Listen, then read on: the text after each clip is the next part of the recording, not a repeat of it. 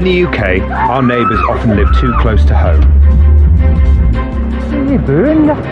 So it's no surprise 1 in 5 of us have been in an argument with next door.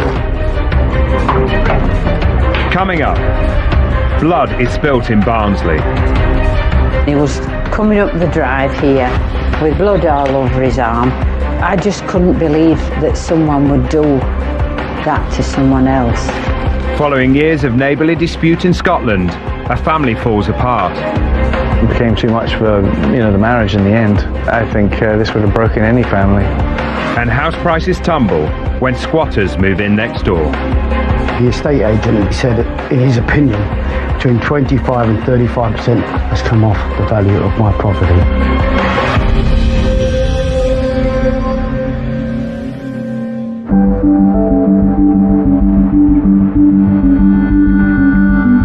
In Barnsley, retired magistrate Barry Roddis and his wife Phyllis have lived on this peaceful street for 14 years. It was a quiet neighbourhood. A lot of people were older people like us.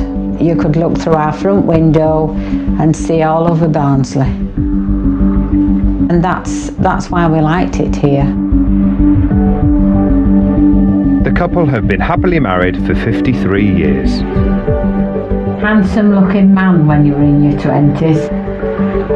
I used to like showing my body off. Oh yeah, you liked flattery. But I was proud of that. The Roddises were friendly with most of their neighbours. But then in 2002, they had someone new move in next door. 47-year-old Barry Barker. I think the first time we saw our new neighbour was when he was in the garden. It was soon clear to the Roddises this wasn't your average neighbour. He bought this purple hearse and he was to ride up and down in it. And the registration on it was RIP. And just a matter of months after moving in, Mr. Barker gave the Roddises cause for alarm.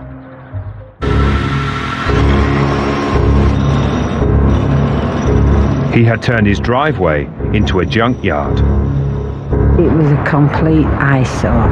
It was like living at the side of a scrapyard. All the spare parts were all over the front here. There was old cars with bonnets up, with rubbish in, old seats, you name it, it was there. It looked to the Roddises like Mr. Barker had started up his own car repair shop.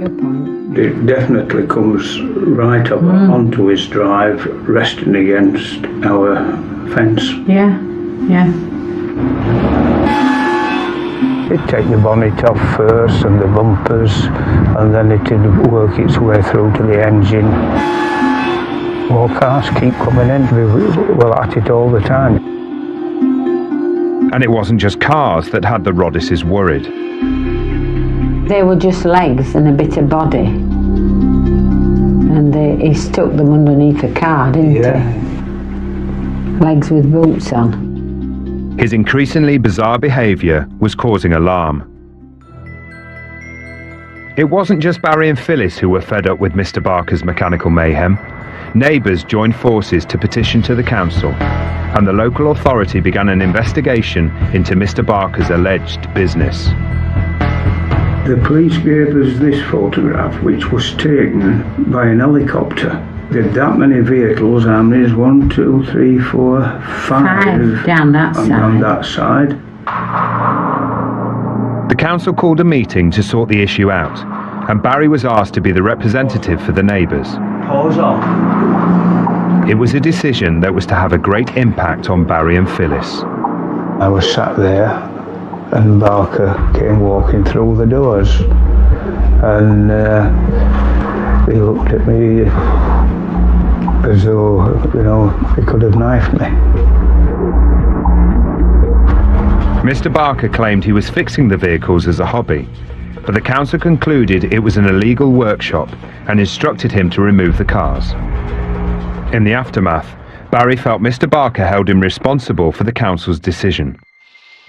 I opened the curtains one morning and what should I see on the drive but 2 cars One had the number plate Grasser and the other one said Arsehole. Well, this was put on that car to get back at you. He thought that you were the one that grassed him to the council. In the weeks to come, it wouldn't only be graphic messages that Barry and Phyllis would have to face. Coming up, a proud Scotsman goes to war over his former castle. He started burning stuff, dumping stuff. We really had no idea that we would get a neighbour like the one we have now. And a couple's once peaceful home is threatened by squatters. 2 or 3 hours later, they'd broken into the property again. I sort of stay indoors because of them being there.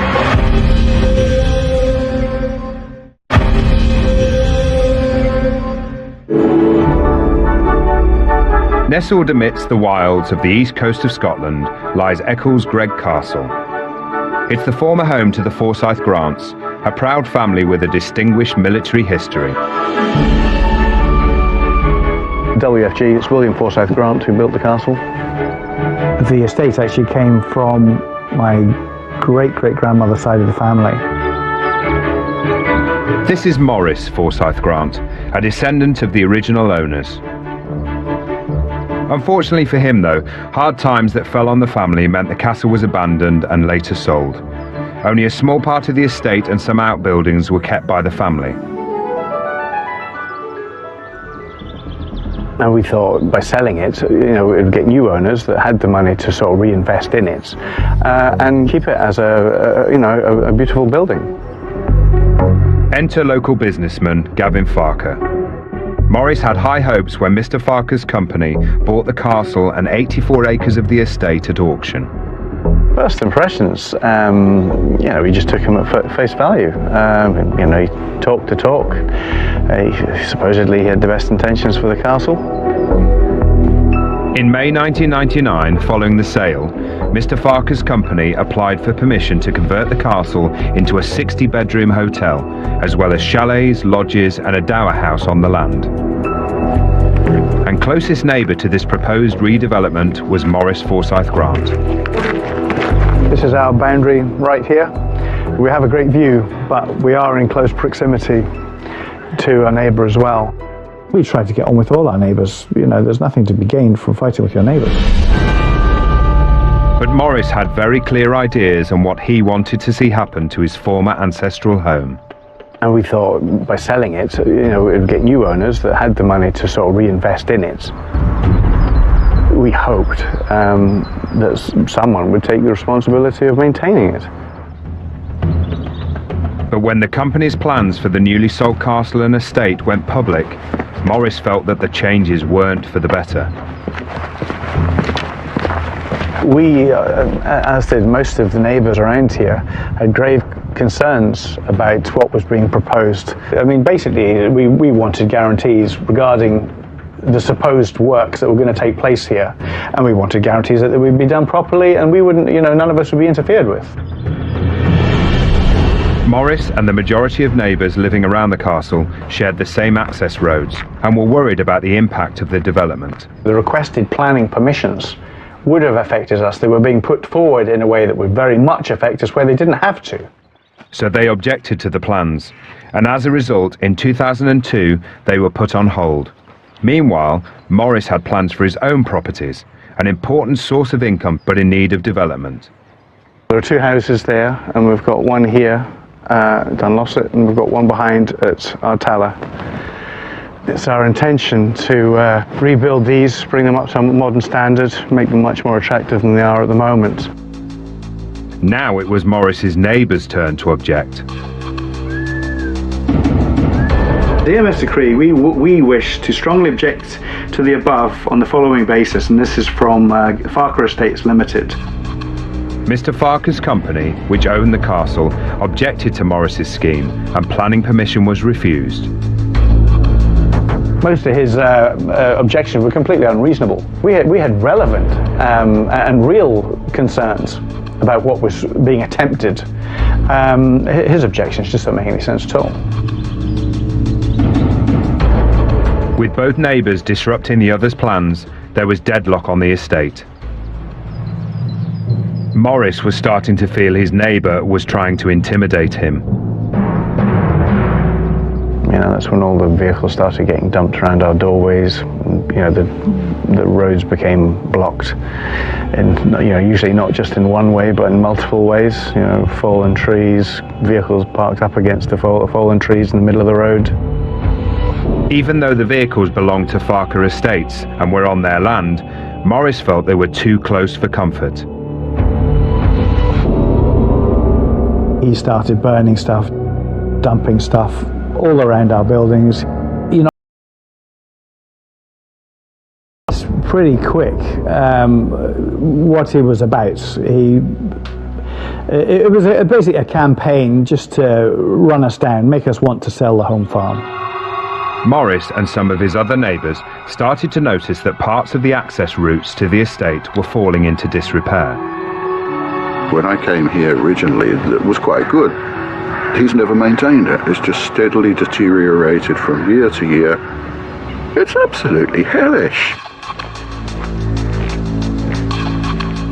Sometimes you get these big lumps of concrete jumping up and hitting the underside of the car. I mean, they're not small. They're really dangerous. You can buckle a wheel on that, you can break suspension on that. Morris claims that it is Mr. Farker's company's responsibility as the castle's owners to maintain the roads. I mean, one of the original crosscuts was here, and that would have taken all the surface water down that ditch down there. He actually ripped them all out and concreted over it. The day will come when I think I will manage to get a kayak from the top of the hill to the bottom of the hill by the volume of water that goes down here.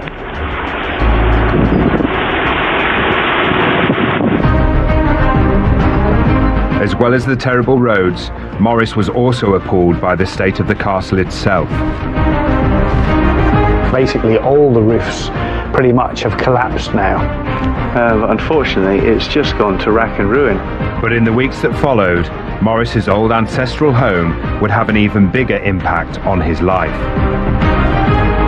We put up a pretty game fight for a very long time, but I think this would have broken any family.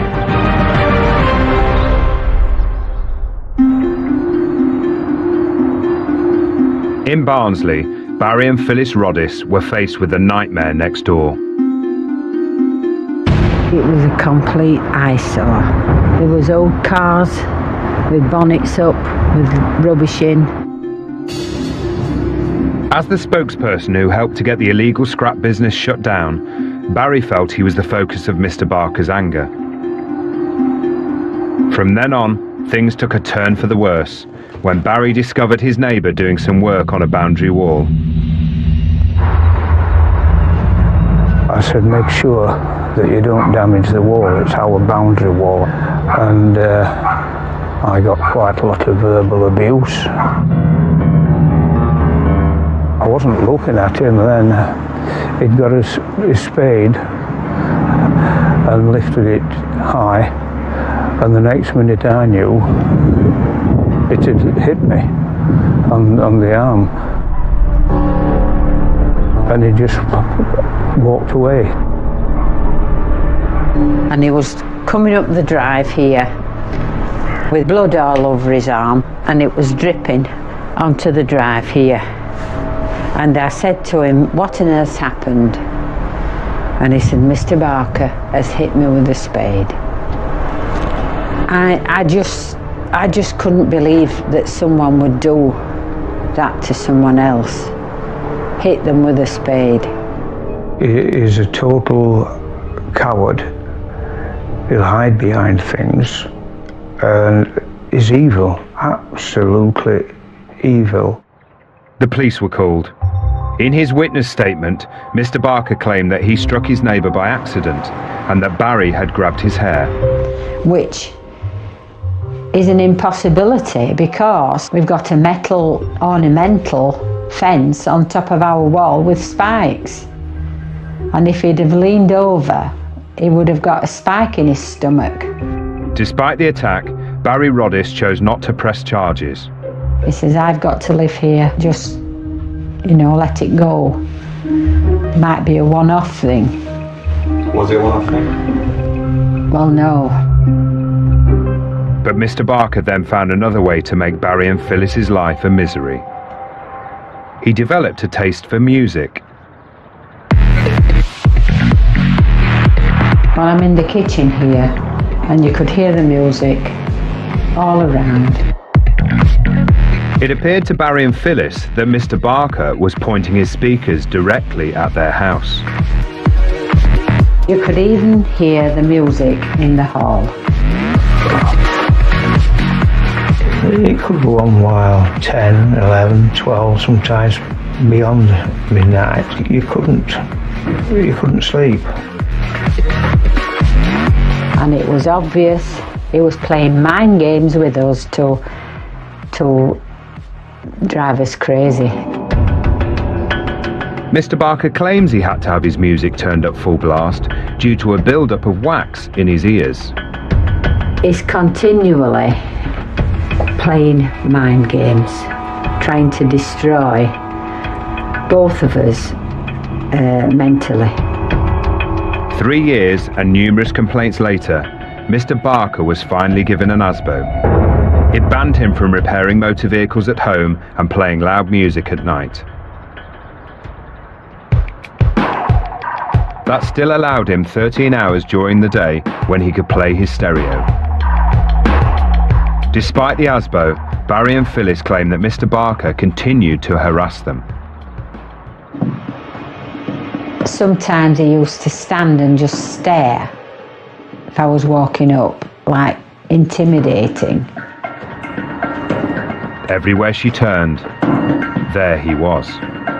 He used to look over his fence with his elbows on the top of the fence, just staring at you and just saying, "Are you all right, love?" With no end to the dispute in sight, Mr. Barker's vendetta towards his elderly neighbours was about to take an intrusive turn. We noticed one day that there was a CCTV camera.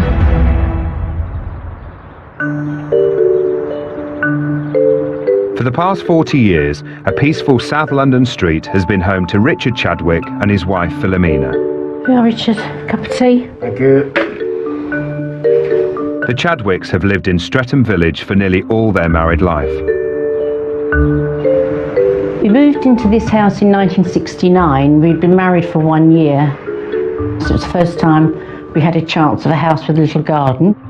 I remember coming out here in the summer and thinking, well, it's a nice, neat little garden.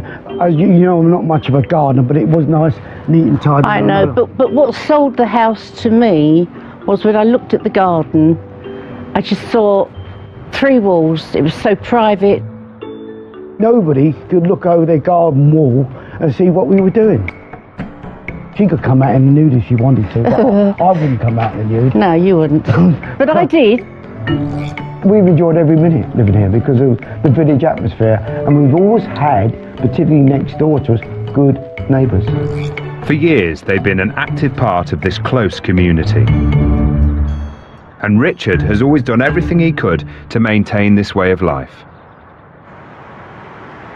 I will fight for something to the end if I think there's been an injustice. And as an example of that, in 1973, because the council wanted to demolish the whole Streatham Village community, the Streatham Village residents, as it were, formed an action group to fight the council, and eventually, after 3 years of fighting, with the help of the local press, who highlighted what we were doing at the time, we won our case. But now he has a new fight on his hands, after some undesirable new arrivals suddenly moved into the run-down, empty building next door. It was a bit unnerving to think that somebody could be actually in the property which I knew had recently been sold. It was to be the Chadwicks' worst nightmare. A group of squatters had taken over the property. When I got here, I noticed that there was a a lock on here had been tampered with. So a neighbour of mine who happened to be over there at the time came over, and we both suspended, thought, well, possibly there's squatters in there. So he was good enough to change the lock here. We both went inside here and changed the lock. 2 or 3 hours later, I came down to investigate. They'd broken into the property again. So we didn't actually keep up, but there's not a lot we could do because they were, in fact, in the property and obviously weren't coming out. Being an ex-housing officer, Richard had experience of dealing with squatters. Some squatters will ransack the property. I've known them to take out baths, toilets, sinks, and completely leave it gutted, and they would take out whatever they need. They knew exactly where they stood, and if they stood their ground, nobody was going to evict them. They'd obviously got some legal advice from somewhere. With the squatters there to stay, it would only be a matter of time before the neighbourhood dispute turned nasty. One of them in particular was getting very aggressive and went to hit me. Coming up, rack and ruin at his former Highland home takes its toll on Maurice Forsyth Grant. I've probably spent months and months of nights not sleeping. And in Yorkshire, Barry Barker's campaign of terror continues. We can't do anything without him trying to spy on us. I knew that if I'd have got hold of Barker, I wouldn't have let go of him.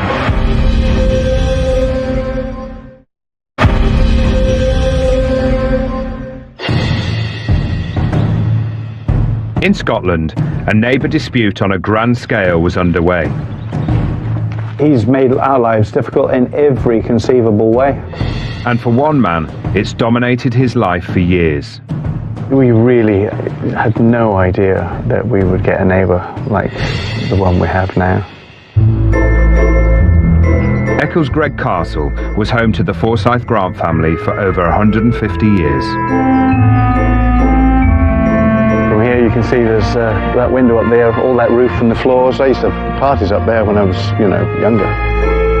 Bought at auction by local businessman Gavin Farker's company, former owner and now neighbour Maurice Forsyth Grant felt the stately home faced an uncertain future. Of great concern, I think, at the moment, which will be the end of the building, is the front crow-step gable up here. You can actually see it's actually leaning out at quite an angle, and once that does come down, it will probably just take the whole front facade with it. He has fiddled about with little bits of roof, but basically all the roofs pretty much have collapsed now. Despite now living in more modest barracks, just a stone's throw from the castle, Maurice has kept the proud family tradition going on his part of the land. This is the whole kind of the old ancestors. That's William Forsyth Grant. He actually built the castle in 1840. That would have been his uncle, William's father, and Joseph. They founded Canada's first bank. That was William's wife. 160 years ago, things were very different for the Forsyth Grants.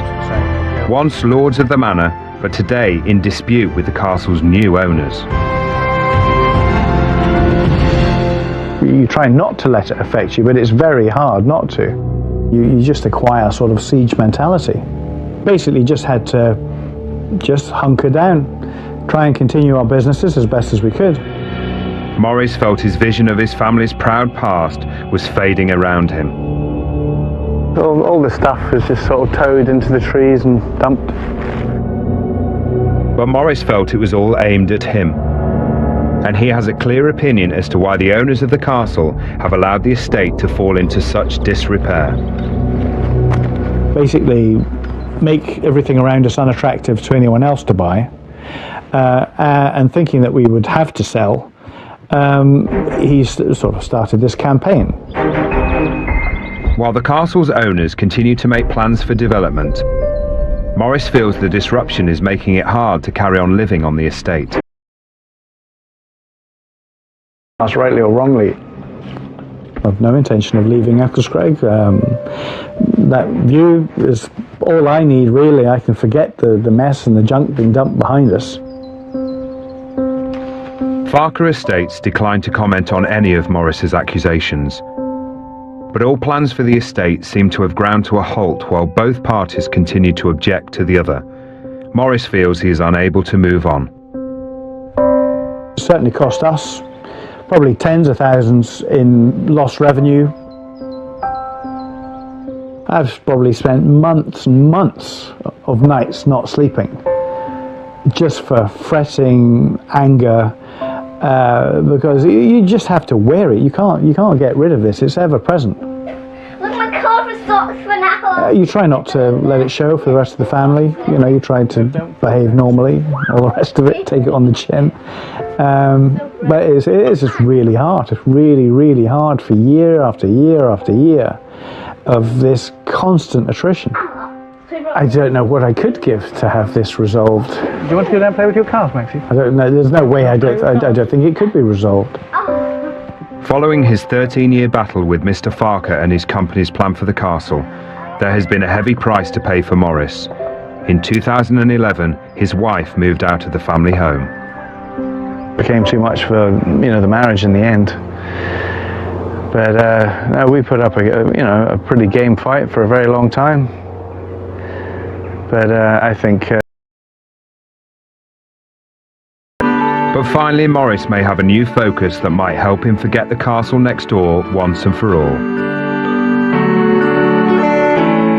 We've got consents for 3 wind turbines at the moment. I mean, it's hard to find a windier site than this.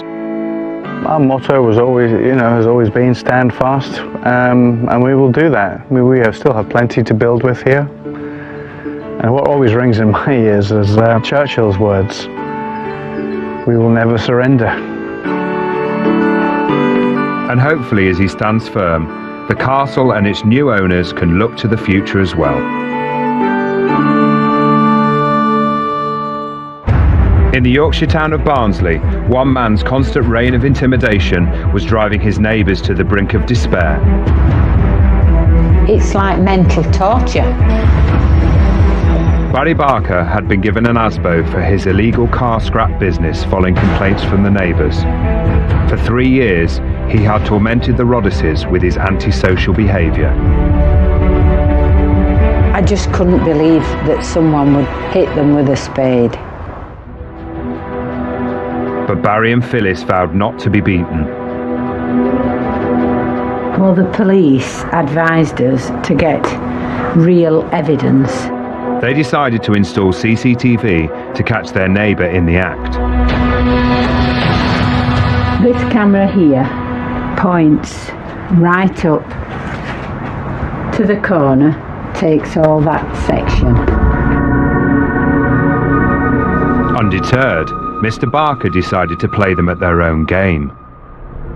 We noticed one day that there was a CCTV camera on the end of his greenhouse. The camera itself was faced straight directly over to our seat. We thought, well, we can't do anything without him trying to spy on us and watch every move that we make. Having hounded Barry and Phyllis with loud music, Mr. Barker was now intimidating them with cameras. They had nowhere to go. We climbed up and he looked over the top. He stayed there for about 10 minutes, then he got down onto the roof for a few minutes and then he got back up again. That's the first incident that we got him to court. It had taken 7 years, but finally, Barry and Phyllis had the evidence they needed to help send their neighbour to prison. Barry Barker was given a 4-month jail sentence for breaching his ASBO as a result of intimidation, abusive language, and loud music. In court, Mr. Barker claimed that the dispute had caused him anxiety and depression. I knew that the prison sentence which he was received would not stop Barker's activities towards us.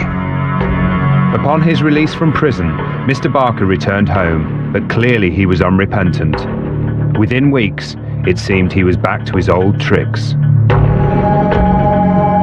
We came in one day from shopping and we noticed that he painted some of the panels. He made spy holes so he could look through and not be seen by the camera. That's another way of intimidating us and saying that I can still do what I want, I can still see you, and you can't do anything to me. Barry Barker declined to comment about this. It just shows what type of character he is. It's just everything he's done make our life a misery. But there was even worse still to come for the couple, as Mr. Barker continued his intimidation. In South London, the sudden arrival of squatters next door to the Chadwicks had shattered the 40 years of peace on their quiet street. They were, in fact, in the property and obviously weren't coming out. It quickly became apparent that the couple's privacy was being invaded by these unwelcome arrivals. Down there is my garden, which is, from that wall there, is barely 20 feet away. It's probably 22 feet high. And the squatters would invariably walk along that wall there or on the flat part near where the glass is situated. I have the curtains closed a lot, so if they are there, and they don't see me. But as the squatters became more comfortable at home next door, Richard and Philomena heard and saw a lot more of them. Sometimes they would put their sunbeds there or just sit there, or even from there. It's not a very nice feeling. They're staring into our bedroom. Not to mention the constant bongo bashing.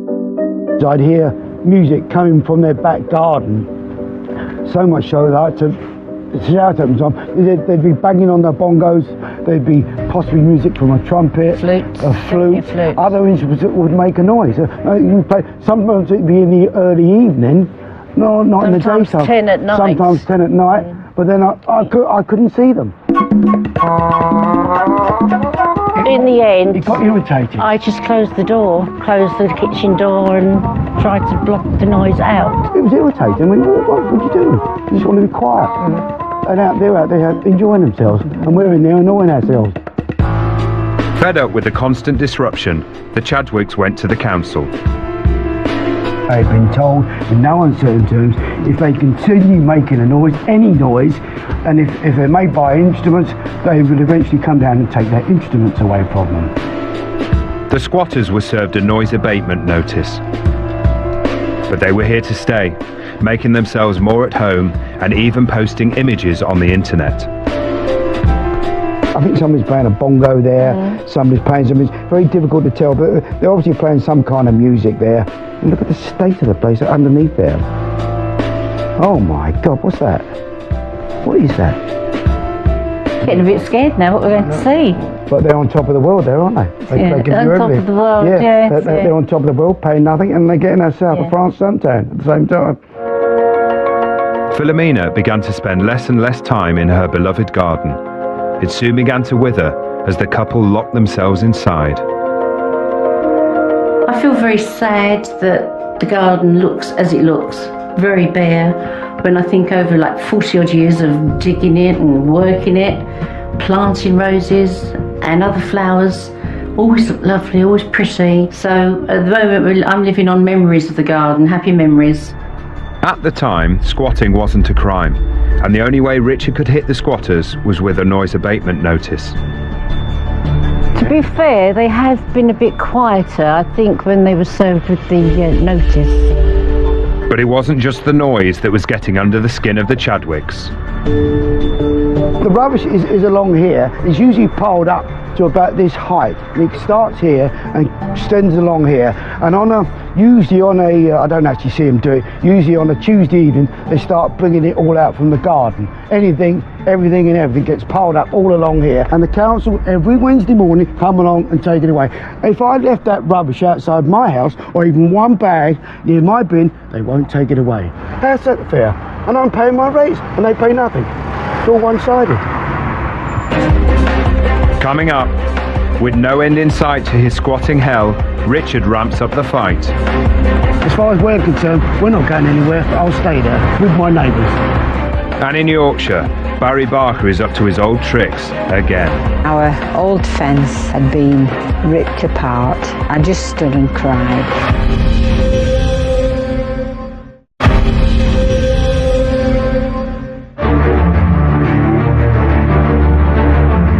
In South London, the Chadwicks had been living in peace and tranquility for over 40 years. But after the sudden arrival of squatters, they were under siege.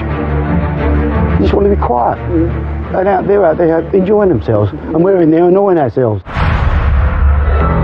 The lack of privacy and noise was unbearable, so Richard went to confront them. They obviously didn't like it, and one of them in particular was getting very aggressive and went to hit me. And I said, well, why are you remonstrating with me? You're the offenders, you shouldn't be there. And he objected to that, and I said, well, if you hit me, I said, I'm going to go bring the police straight away. Afraid to tackle the squatters personally, Richard came up with a plan. He went after the owners of the building, a local firm of architects, hoping the boss could rid him of the squatters. Well, you just can't understand it. He will not respond. He won't talk. I've never spoken to him at all, and Richard has tried to email, or has emailed him, but he's just buried his head in the sand. In 2012, the Chadwicks finally thought their nightmare was over when the law changed and squatting was made a criminal offence in the UK. Punishable with up to 6 months in prison and a £5,000 fine. When the law changed, Philomena and I were delighted, but we found out that the police had stopped their action because the squatters had got some legal advice from solicitors that one of the rooms in the property had been regarded as commercial. Apparently, one of the rooms had been an antique shop. Richard and Philomena were devastated. They were back to square one. The squatters were not committing a criminal offence, so couldn't be arrested. For want of a better term, they're legal squatters and they had every right to stay there. The dispute had now been raging for nearly 5 years, and the Chadwicks felt they were no nearer to seeing the squatters removed. And even the option of moving house to escape was scuppered by their unwanted neighbours. The estate agent has been in Streatham many years and completely, Streatham inside out, and he didn't even have to come down to the property. He knew exactly where it was, and he did confirm to me in writing that in view of the squatters living next door, it's a different ball game as far as valuation is concerned. And he said, in his opinion, at least, I think he mentions here, between 25 and 35% has come off the value of my property. Today, with the law on the squatters' side, Richard feels trapped. With the police and council powerless, he's chasing what he sees as his only hope to get rid of them, the owner of the property. Are you coming out, Mr. Moxley? Is your staff here? Come and speak to me. I'm quite reasonable. I'm here today to hopefully he can see this sign, or anybody else that works for him. I want to communicate with him, find out what he's going to do about getting the squatters outside, out of his premises.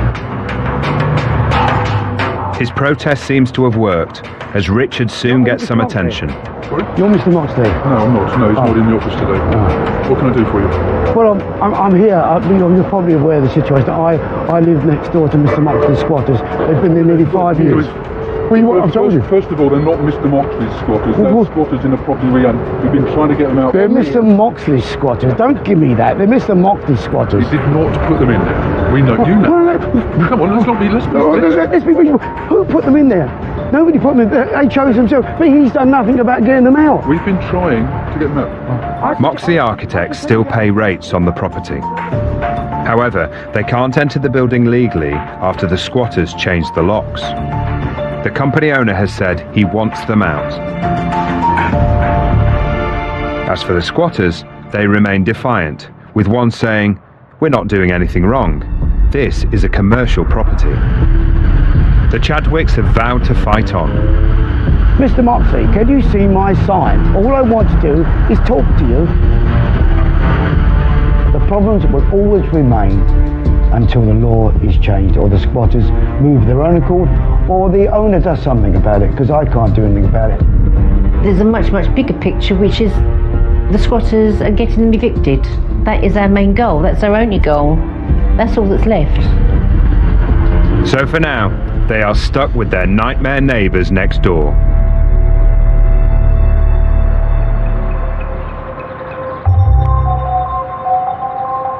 In Yorkshire, Barry and Phyllis Roddis were paying the price of a nightmare neighbour on their doorstep, and were now at breaking point. He was playing mind games with us to drive us crazy.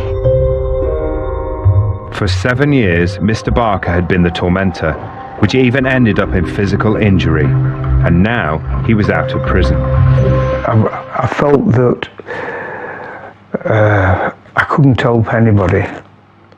I couldn't help to look after my own family. After endless abuse at the hands of Mr. Barker, Barry was finally beaten. It really affected my husband over the years, and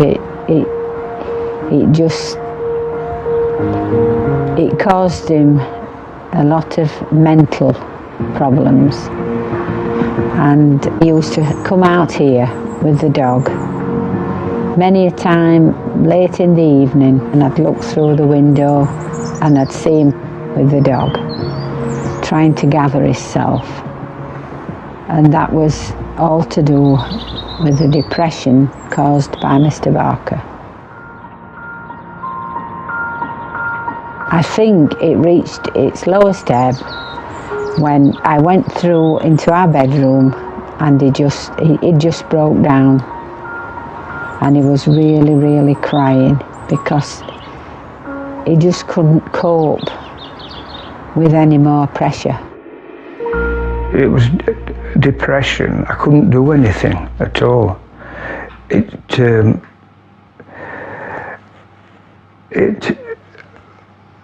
just given up. As Barry struggled to cope with the stress of constant harassment, Mr. Barker was about to strike again.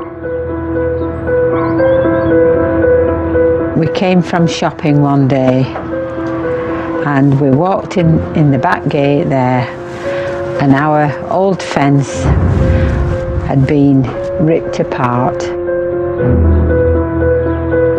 It was breaking point for me. I just stood and cried, and I said, I can't cope with it anymore. The dispute had reached a tipping point. Mr. Barker had driven his neighbours to the brink. I knew that if I'd have got hold of Barker, I wouldn't have let go of him. But somehow they found the strength and enough CCTV evidence for one last fight.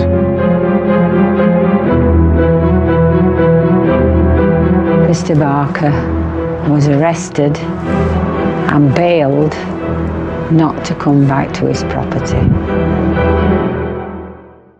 In May 2013, Barry Barker was found guilty of 5 breaches of his ASBO, including harassing Barry and Phyllis, of photographing them and damaging their fence.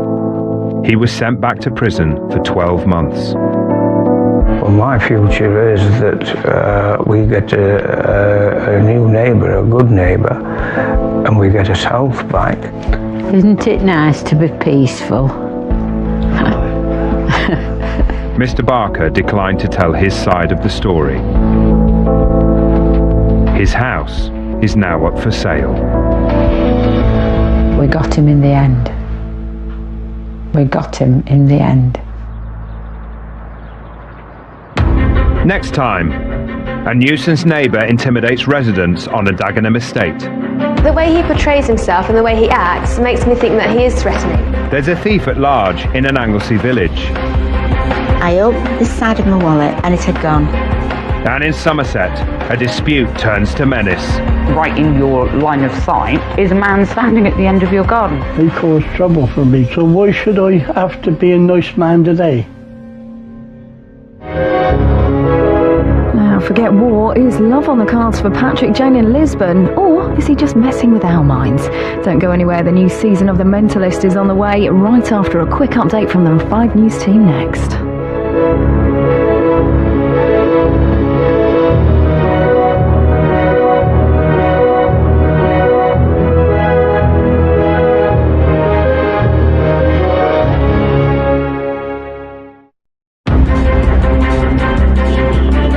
In the UK, our neighbours often live too close to home.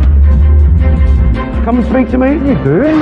So it's no surprise 1 in 5 of us have been in an argument with next door.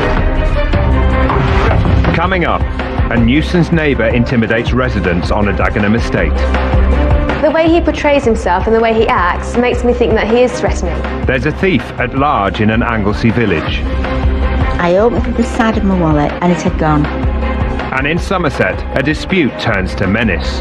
Right in your line of sight is a man standing at the end of your garden. He caused trouble for me, so why should I have to be a nice man today?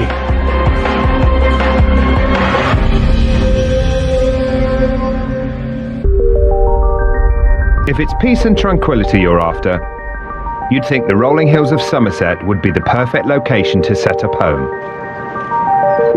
Surrounded by farmland and country parks, the elegant properties in the market town of Yeovil were the only choice for one growing family.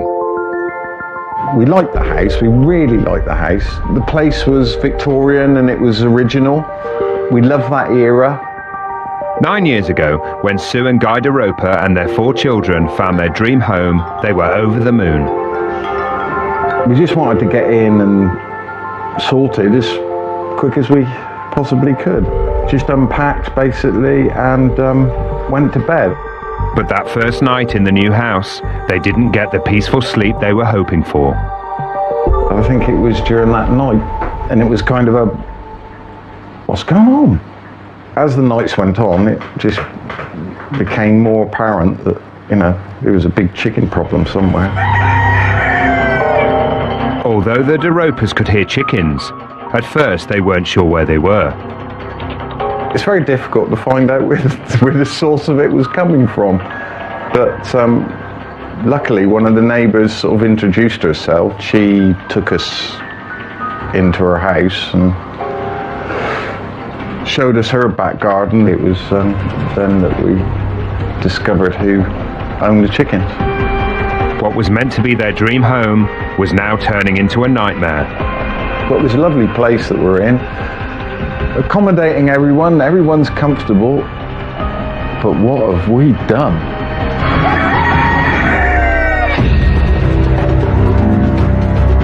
It was now clear to the DeRopers that their garden bordered a neighbour's yard that was overrun with chickens. That neighbour was Peter Studley, and his chickens were running wild throughout his backyard and across neighbouring gardens and alleys. Well, I suppose when DeRopers moved in this house, I suppose there was 100 plus chickens and cockroaches. 69-year-old Somerset local, Mr. Studley, was already known in the town as something of a character. Oh, I think Mr. Studley's got a bit of a bad boy reputation. Who divided opinion among the residents. But he's been absolutely fine with me. Morning, Mark. How are you this morning? Fine, thank you, mate. Yes, thank you. Yeah. Just a lot of people don't like him, and that's all there is to it. So your normal, Pete? Yes. Thank you. Getting thinner and thinner, Mark. Always has though, doesn't it? No good news. However, knows Pete, you know, is always ducking and diving, wheeling and dealing. Thank you, Mark. Cheers, mate. I suppose I am in my own way a good neighbour because I don't get involved with them. You know, I let people do what they want to do and I'll do what I want to do. There ain't no problem there. When Mr. Studley purchased the carpet shop and the flat above it in the town centre, he also gained a few chickens that had been left behind by the previous owner. Somebody's moved out and left the chicken there. You know what I mean? But I always thought somebody were going to come back for them, but nobody come back for them. I grew up on a farm, a big farm when I was a kid. Animals were lovely. I liked it, like, you know what I mean? I really do. You appreciate what life is all about, you know what I mean? Under Mr. Studley's nurturing wing, the army of chickens began to grow. Used to come back with bags of bread and bags of corn, and I used to just chuck them on the floor. And they used to come and pick it, and they'd be all roundy up on me lap everywhere. That's how tame they were. The chickens may have been tame, but to the DeRopers next door, they were ruining their dream home. Welcome to our little garden. This was completely out of bounds to everyone at the time of the chickens. It was absolutely a shocker when we first saw this. The whole of this area was just, it looked like a scrapyard with chickens on it. It's a description Mr. Studley doesn't dispute. It was not a garden. It was a waste dump. You couldn't do nothing. It was out of control, really, you know what I mean? Not only did we have eggs dotted around, which you could see had been there for a long time, we also had carcasses dropped around, usually covered in maggots. Some of the chickens would be eating the carcasses. I didn't leave dead carcasses about. I used to pick them up there and chuck them in a bin liner and chuck them out with a rubbish dust cart. The smell that used to hit us from an egg cracking, and you knew it was a rotten egg, was absolutely atrocious. I have physically been in the garden before and an egg is cracked and I've had to run inside gagging. And it wasn't just the stench from the rotting eggs and carcasses. There were other unwelcome animal intruders. We've seen rats in this area, and we've seen rats coming down our back alley, going all the way round the back. I got on all right with the rats. I mean, a rat ain't going to bite you unless you try to do something to him. I don't think Studley cared about hygiene. I don't think Studley cared about the interference it was causing the neighbours. He was just being completely selfish about the whole matter. The DeRopers' dispute with their neighbour was about to take a menacing turn. I'm not being funny. This is my answer to that. Leave. Find somewhere else to live. Coming up, loud music and attitude upset neighbours in Dagenham. Got a letter from the council saying that I'm basically a music terrorist. And in Anglesey, a friendly neighbour turns out to be anything but. They advised me to ring the police. That was the start of all the problems.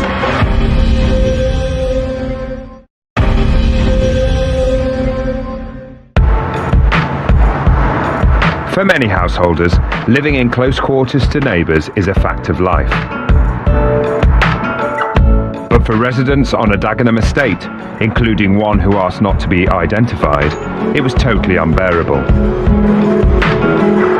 You live in a commercial block of flats. They're not brilliantly made. They have quite thin walls. Back in 2010, a particularly noisy neighbour would reveal just how thin the walls were. It was severe bass. The bass was quite bad and it was horrendous music. And in the opinion of some neighbours, it wasn't just the loud music that was the problem. By the way he portrays himself and the way he acts, it makes me think that he is threatening. And that's why I've actually never gone round there. But many times I've thought of going up there and saying something, but then I think, if I go up there and he turns on me, how am I going to deal with that? It turned out that the noise nuisance was a young rapper called Elvis Tarasenze, who once topped the charts in Kenya. Situation messed up. Was mum's words early morning getting dressed up. I stretched out, flat broke, and guess what? Them feds nicked out my boy and said I'm next up. I've been here for what, almost 4 years now. I'm called Elvis because of my dad. He used to be a big fan of Elvis. He had all the wigs and the costumes and the big old records and stuff. But this Elvis turned his back on his dad's blue suede shoes in favour of more modern music. I'm into R&B, rap, dancehall. I've been through ups and downs here and there, and obviously got in trouble with the police and stuff. And at the time, I used to, walk around in gangs of groups. I had a community studio where I'd go there and make music. I saw that studio as a way to make me better. But for his neighbours, this rapper's love of making music wasn't doing much to improve their situation, especially when he began making it at home. Got myself a job and worked there for a few months, saved up a little bit of money, and I started buying my equipment. Obviously I needed the speakers and I needed the mixer to mix and normalize my beats and stuff, and yeah, I needed a microphone obviously to record my sound and stuff and mix it up. Elvis was creating music and uploading it onto the internet in a bid to get discovered. I've been through the ups and I've been through the struggle, and I've been through a mad emotional roller coaster. I'll play my music around probably 6 till probably 11, around them times, because I know that's the times that I can't play music past 11 o'clock because it's written in black and white in my tenancy agreement. If I'm playing music then I have my music in my headphones and I'm either producing or just laying out some vocals, and that's it. Although Elvis swears he didn't make noise after 11 p.m, his neighbour disagrees. Sometimes it wouldn't start till 1 a.m, so you'd think, oh yeah, peace and quiet for one night. And then suddenly, when in bed, it would start and you'd be like, what? She immediately complained to the council and the rapper received an official visit. I had a knock on the door, and obviously there was this guy from the council. He said he was from the noise nuisance team, whatever they're called. This was like 6 o'clock in the evening. I opened up the door and he must have said to me that he must have had a complaint from a neighbour that I was playing loud music. Obviously, I turned down the music at the time.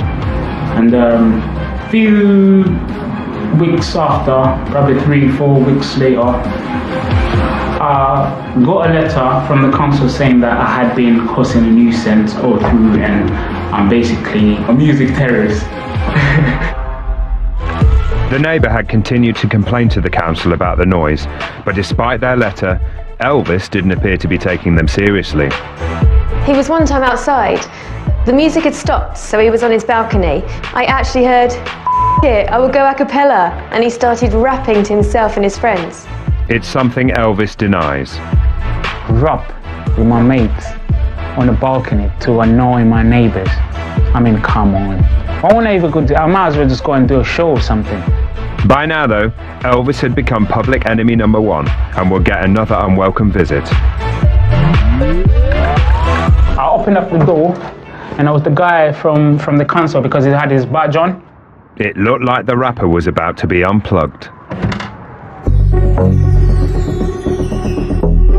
In Somerset, the DeRoper family were dealing with their own noisy neighbours. Some people might think, well, you get used to it, but you don't. But these noisemakers were of a feathered variety.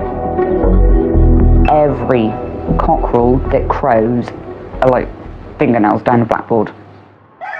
A row was brewing over neighbour Peter Studley's 120 chickens running wild in the backyard next door to the DeRopers. The thing is about chickens, cockerels and stuff like that, it's not constant, it's sporadic.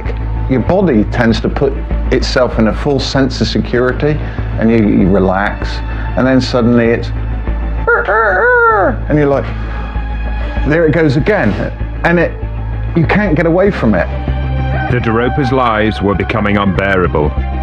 As far as your eyes could see in this whole area, there was nothing but chickens. But despite the DeRopers' complaints that the chickens were making their lives a misery, their owner Peter Studley disagreed they were a nuisance. No, I never had no difficulties sleeping with them. They never used to make no noise in the middle of the night anyway. For the DeRopers though, the chickens were making every part of their home life a nightmare. Well, the pressure it was putting on us is we actually felt like caged animals. And you looked out the window and there were some animals out there that had the free roam. So we were the ones that were being caged when it was actually the cockerels that should have been caged. Living next door to over 100 chickens had become a hellish nightmare. But next door in his flat, this is my bedroom in here. Their neighbour still didn't think there was an issue. These suitcases all full up with clothes that I never chuck nothing away because I might need it one day. And this is my videos Mostly train videos, engines, steam engines. I'm very happy here. I've no worries and I'm happy. Mr. Studley may have ignored their complaints to him about the chickens, but the DeRopers weren't prepared to give up on their dream home. We decided that the house was lovely and we shouldn't be put off by an aggravating noise. Believing that their neighbour wasn't properly looking after the chickens, the DeRopers reported them as being maltreated.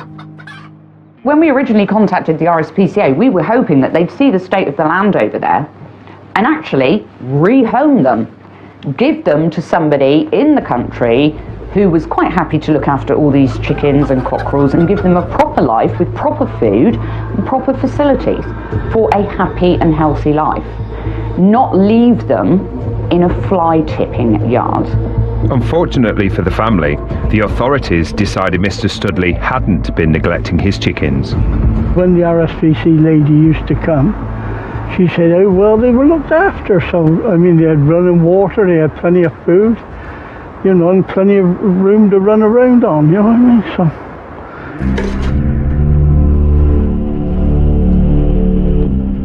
At their wits' end, the DeRopers now tried a different attack and called the council about the constant bird noise. They were asked to record every cluck and crow the chickens were making. The noise in this room was absolutely horrendous. The environmental health guys gave us a clicker. Every time the noise came along, you press the clicker and it recorded for a certain amount of time.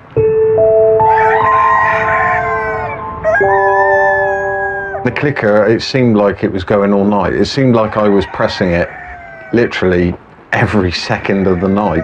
I can't remember the precise figure, but it just felt like hundreds and hundreds and hundreds of clicks all through that night. At last, it seemed like the family had the evidence they needed for the council to give Mr. Studley a noise abatement order. We never heard how many crows an hour we got with it. They just said that it was enough. Yeah, they didn't really to warrant the noise abatement. The DeRopers believed the order would end their nightmare, but the battle with Mr. Studley over the chickens wasn't finished. This was the initial stages of the whole procedure, but it was completely ignored by Mr. Studley.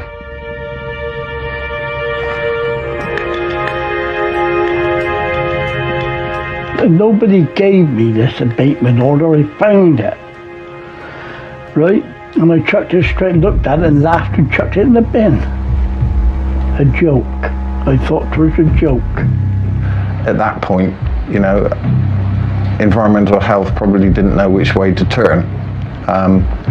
So rather than everything being sorted, it just went on and on and on. With the official order falling on deaf ears, in the weeks that followed, the DeRopers would see their neighbours' defiance turn to hostility. I wasn't going along with rubbish like that. I can't believe that there's such a thing. Neighbours should mind their own business. Indeed, they should.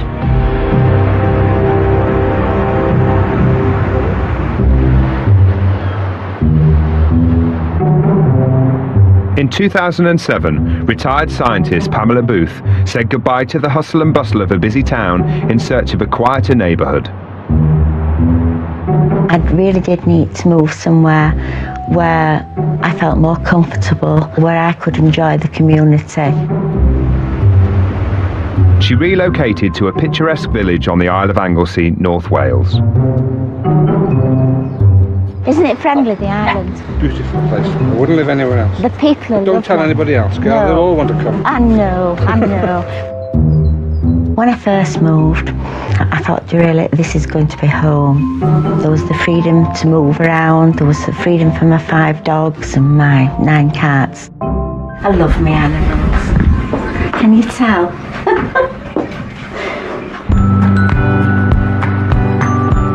Pamela's best friend Linda is a regular visitor. Yeah, this is lovely, isn't it? Oh, it's beautiful. She's always amazed that I can leave my keys in the door. She expressed concern at first, but now she got quite happy with it. One day, the two ladies met Pamela's new neighbour outside her house. I opened the door and there was a lady stood there. I didn't know who she was, and she said to me, she says, "I'm Pamela's neighbour." She pointed out to both of us that the car had a puncture, which presented us as being all women with a problem. Delith Jones lives just 7 doors up from Pamela's house. Because she offered to help us get the tyre off and get us back on the road. And we thought, oh, lovely, what a nice neighbour. That's really, really good. She seemed really lovely. I thought she was a really nice person. Having seemingly friendly neighbours she could count on was also important to Pamela as she suffered from bad health. In about 2005, I was diagnosed with a very rare autoimmune illness. With the osteoarthritis that I have in my legs as well and the hips, it makes me very unstable because the medication I take affects my bones and muscles as well. With her best friend Linda living 140 miles away, Pamela came to rely more and more on her new friend Delith. She said, "What type of jobs have you got piling up?" And I said, "Well, I need some painting done outside on the patio." She painted the shed. I mean, it was really nice of Delith. I really did think, you know, with doing a job like this and just rolling the sleeves up, I had a really good friend. In return, Pamela regularly welcomed her new friend into her home. She told me really she was very cold because she couldn't afford the oil to put in her heating, and I said, "Well, you're very welcome to come and sit here, you know, with your knitting or what have you, or use the broadband connection." I really wanted to be a good friend, you know, and to help her. It doesn't hurt, does it, to help somebody every now and then? But best friend Linda wasn't so sure about Pamela's helpful neighbour. I was concerned when I found out that she'd been spending a lot of time down here. I was on end. When you said to me she'd no oil for her eating, she'd no eating on at all. No. And I actually said to you, "Do you feel used?" And you actually said, "Didn't you? Well, as far as I'm concerned, we're helping each other. Yeah. Stay warm here." Yeah.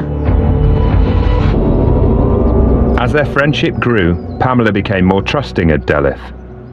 She'd taken on board the fact that I'd leave the keys in the door. And I think she also realised if she called out, "Pam, I'm here, I'm just going to use the broadband, is that all right?" She just used, and I had no suspicions that she was doing anything else. But in July 2013, Pamela made a worrying discovery. So I came down the stairs to get my purse. I opened this side of my wallet where I keep my debit card, and it had gone. So I thought, well, don't panic, I'll go to the car in case it had just slipped out of my purse. I checked the front and then I checked behind the driver's seat just in case it had fallen through. When I came back and I rang the bank, they asked me what time I'd used it and when was the last time I'd used it, and I told them I'd used it on the Thursday, and they said, well, it had been used again on the Monday to make a withdrawal of £60 from Llangatho Post Office. Well, I told them there was no way that could be me. They cancelled the debit card because obviously they didn't know where it was, and they advised me to ring the police. That was the start of all the problems. Pamela reported the card had been stolen, but it was what happened next that really shocked her. I received a phone call from the police.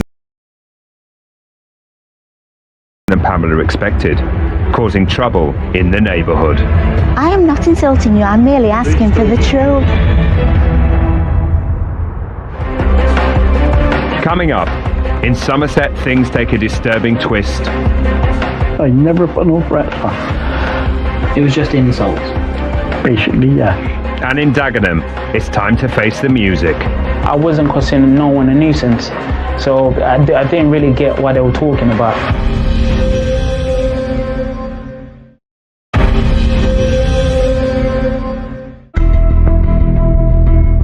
Down in Somerset, trouble was afoot. The De Roper family had had enough of cocks crowing all night and feeling imprisoned by the health hazard outside.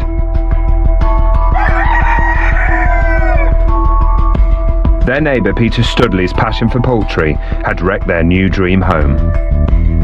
After they complained to the council, he was served with a noise abatement order. I thought that, well, that's it. it's all over. Yeah, how wrong was I? But Mr. Studley refused to abide by it. Nothing but a bloody load of rubbish. For the next 18 months, their neighbour and his chickens continued life as before. But for the DeRopers, the daily disturbances and lack of sleep was tearing the family apart. It put a strain on our relationship because it ended up being just a constant battle to try and make things right. It can put you in a very, very low mood, anxious, you know, to the point you feel that you want to give up. As the dispute escalated, the DeRopers began to feel intimidated by Mr. Studley himself. Mr. Studley would be looking from that window there, which you can't see now, it's overgrown. But it always felt very intimidating. He not only had the look over all of this land, but he could see right into our back garden to what we were doing. You're sat in your living room watching your TV, and obviously my view is straight out of the back. And then all of a sudden, right in your line of sight, looking back in at you, is a man standing at the end of your garden. Bearing in mind the garden's, what, 15 feet long? It's quite intimidating. Always let people know what you're about. Say, for instance, when you're down the garden, you know, just sort of have a look round and look through the window, and you see when they're out there, or he's behind the curtain. They cause trouble for me, basically. So why should I have to be a nice man today? Unconcerned his actions might simply strengthen the DeRopers' case against him, Mr. Studley decided to reach out to his neighbours in his own special way. We had a handwritten letter that was delivered through the door.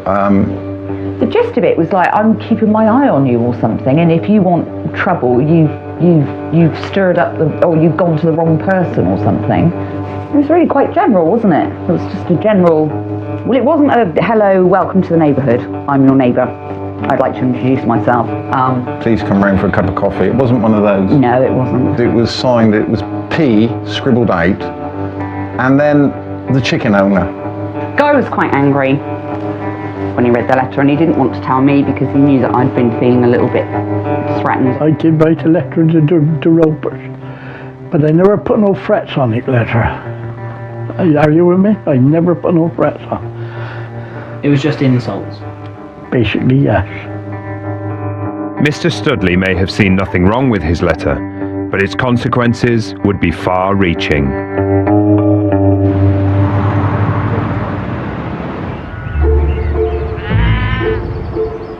After relocating to a small rural village in North Wales, Baby Jane! Baby, come on! Pamela Booth had become good friends with her seemingly helpful neighbour, Delith Jones. She painted the shed. I mean, it was really nice of Dallas. I really did think, you know, doing a job like this and just rolling the sleeves up, I had a really good friend. But when Pamela discovered her bank card was missing and reported it to the police, her worst fears were confirmed. I received a phone call from the police saying they'd arrested Delith and taken her to the police station, and they showed her footage of CCTV both inside and outside the post office at Llangafo. She was withdrawing the £60 and she was driving my car. Learning it was Delith who had stolen her debit card left Pamela and her friend Linda astounded. I mean, I was just shocked. I couldn't believe it. Well, I couldn't believe it. We didn't want to believe it, did we? We didn't want to believe that she'd taken your card and used it to withdraw money, and that was just, then it all just spiralled, didn't it, from there? Pamela's trust had been betrayed, leaving her in a state of shock. It just made me feel so totally numb. I've never ever felt like that. And Pamela couldn't escape the fact that she was living on the same street as her betrayer Delith, who has declined to tell her side of the story.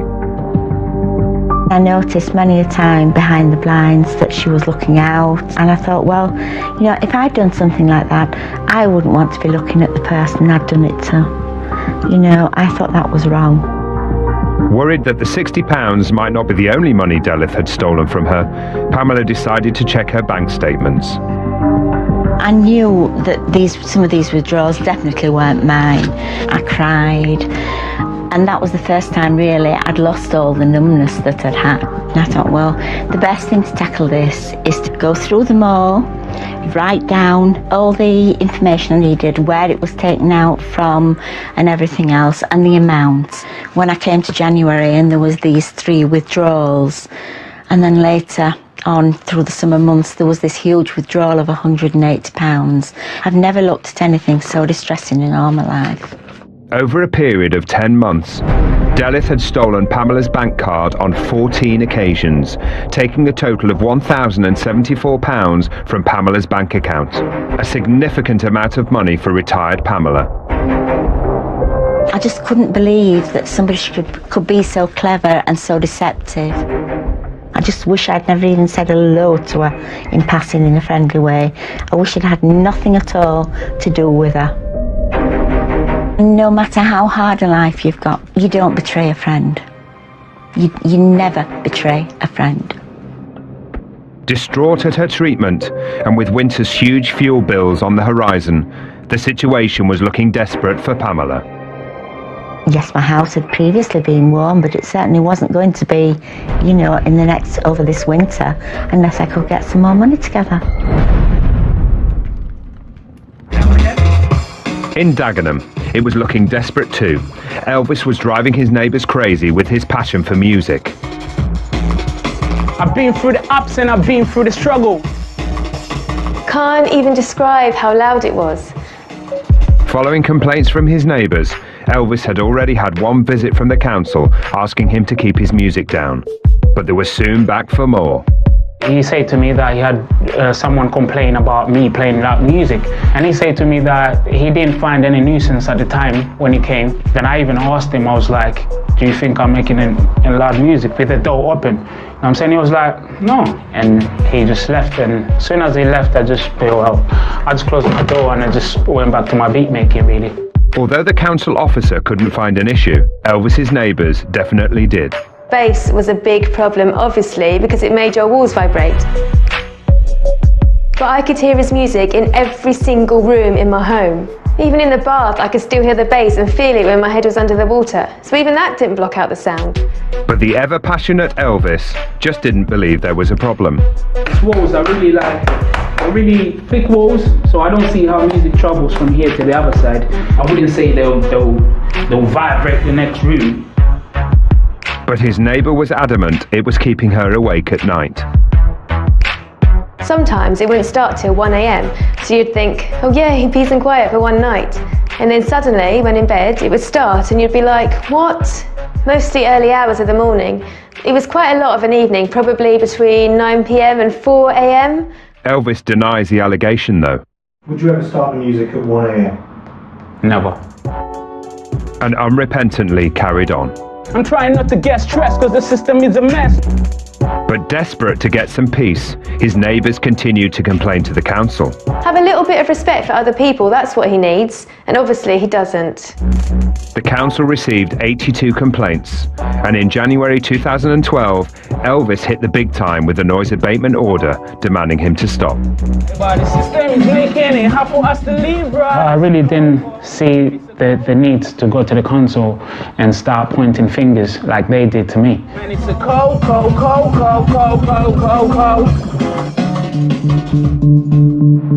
Indignant, the rapper carried on, and over the next 18 months, the council made 15 visits to Elvis's flat. I opened this envelope, and what I found in it was a letter that told me that I had to go to court. So obviously I was a little bit pissed off because I was thinking, what am I going to court for? For Elvis, it was time to face the music, and on the 13th of September 2013, he appeared in Havering Magistrates Court. I just went to court with the truth, and the truth being I wasn't causing no one a nuisance, so I didn't really get what they were talking about. He was given a 3-month conditional discharge for 3 breaches of a noise abatement order and fined £1,000. I just left the courtroom, and whatnot, and I signed this little piece of paper to say that I'm going to be paying that money back every 2 weeks and whatever. Yeah, man, that was that. Elvis's music career had stalled, but for his neighbour, things were looking better. Now we've stopped the music, I lead a much happier life. Now I can go to work, come home, relax and go to bed when I want. But the rapper is determined not to be defeated and has set up a new studio at his brother's house a mile away. You know, and just keep coming here and still do my music as I always did. Even though it might be quieter on the estate now, at least one of his neighbours feels that Elvis isn't the noise nuisance he was made out to be. I'm next door to you. My room is obviously right next to your living rooms. I hear the music, I can hear things, but it doesn't bother me.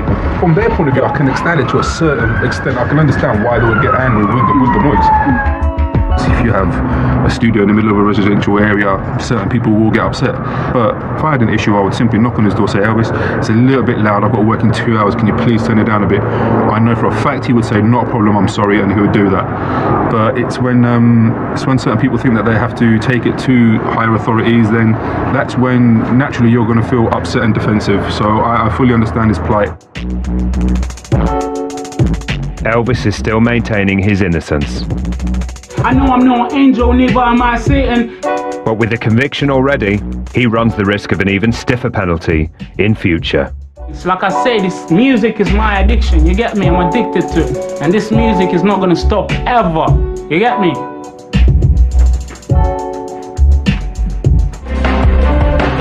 Coming up, the Anglesey theft divides the community. I understand you've been saying in the village that you have a lot of sympathy for her. Yes, I have. And it's the beginning of the end as Mr. Studley battles the courts. No, don't worry too much of what they say or what the court dishes out to be.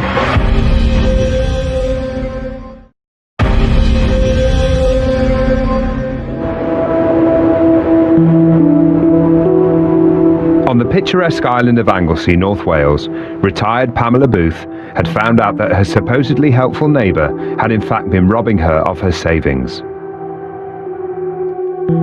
Oil is expensive, but every year I top up my oil tank. Obviously I was not going to be able to do that this year, you know. Yes, my house had previously been warm, but it certainly wasn't going to be, you know, over this winter, unless I could get some more money together. On the 31st of October 2013, Delith pled guilty to 14 counts of fraud by false representation. She was given a 12-month community order and 100 hours of unpaid work. She had to pay me back the full amount. It was decided at the court at that time that she would pay the money back at £5 a week. The thought that somebody can gain so much from taking so much from somebody and then get away with paying £5 a week, to me that is a slap on the wrist. And bearing in mind that I have an incurable life-threatening illness and it's going to take her over 4 years to pay this money back, well, I could be dead. Pamela still lives only 7 doors away from Delith, but has yet to find out why her neighbour stole from her. I think she's either hiding or not in. What do you think she's doing? I think she's hiding. I'm wondering what she is thinking about what she has done. And although Pamela was the victim, it appears to have split opinion in the village where she lives. I understand you've been saying in the village that you have a lot of sympathy for her. Yes, I have. Why? Would you like to explain? She's an unfortunate lady. You do? Why? What do you think to me as the victim? I mean... I'm sorry for you as well. But you haven't expressed that in the village. Well, I think if you're taking one side in the village... Taking sides? Well, it felt as if you were when people said you'd been into the shop. Being very rude. I'm not being rude at all. Please don't insult me. I am not insulting you. I'm merely asking for the truth. I aren't on your property.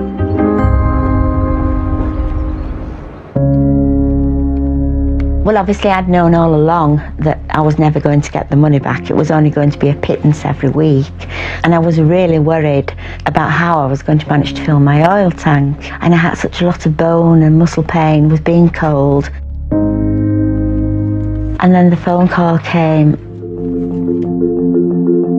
After seeing a newspaper article on Pamela's troubles with her neighbour, a local couple decided to anonymously give £500 to help her through the winter months. Could have danced in the street if I'd have been able to. I really could. Really, really restored my trust in people.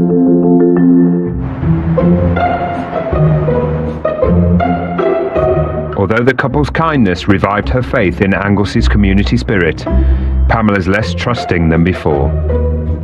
Pamela now locks the door. She's changed the locks on the doors, and it's back to how it was really when we used to live down in West Yorkshire. But there's one neighbour she'll never invite into her home again. And she's lost such a lot. Not only have I lost a friend, but she has lost more than she'll ever know.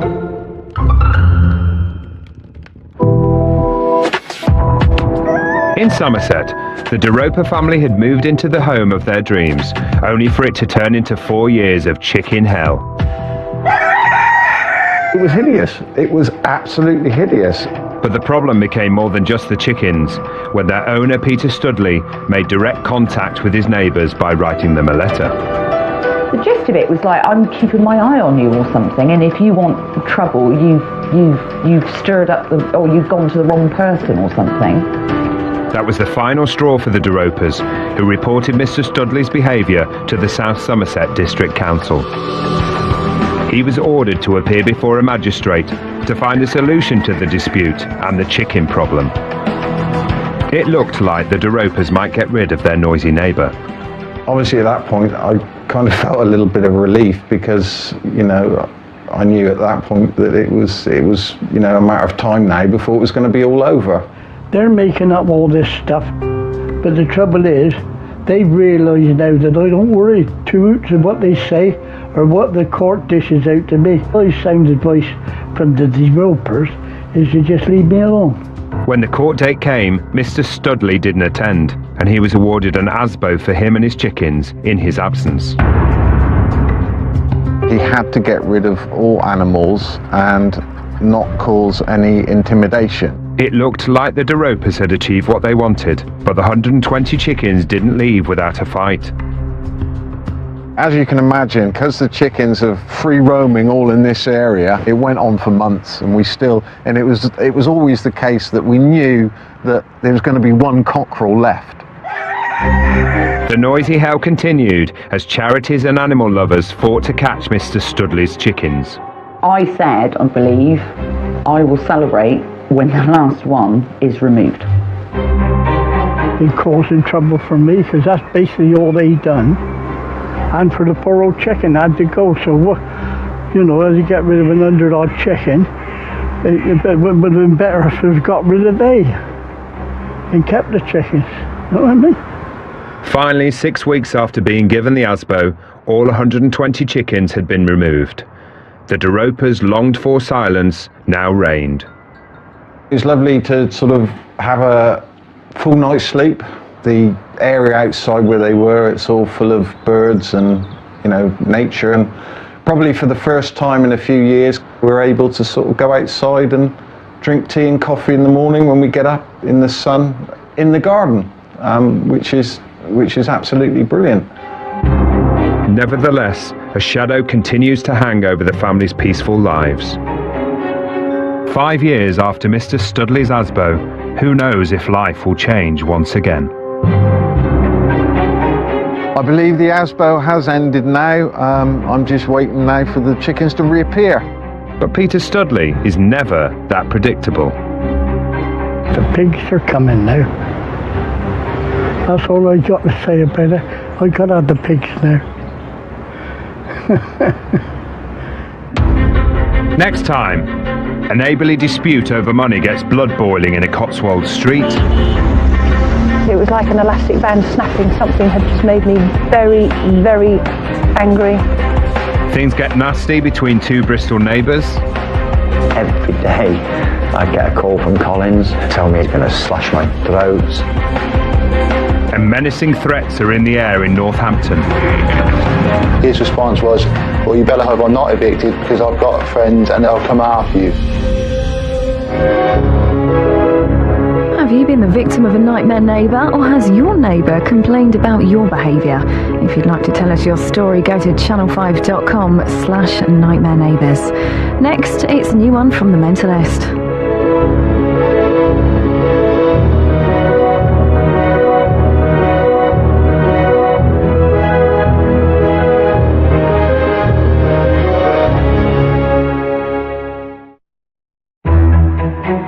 Loving thy neighbour is easier said than done. If he was a slug, I would put salt round him so he explodes.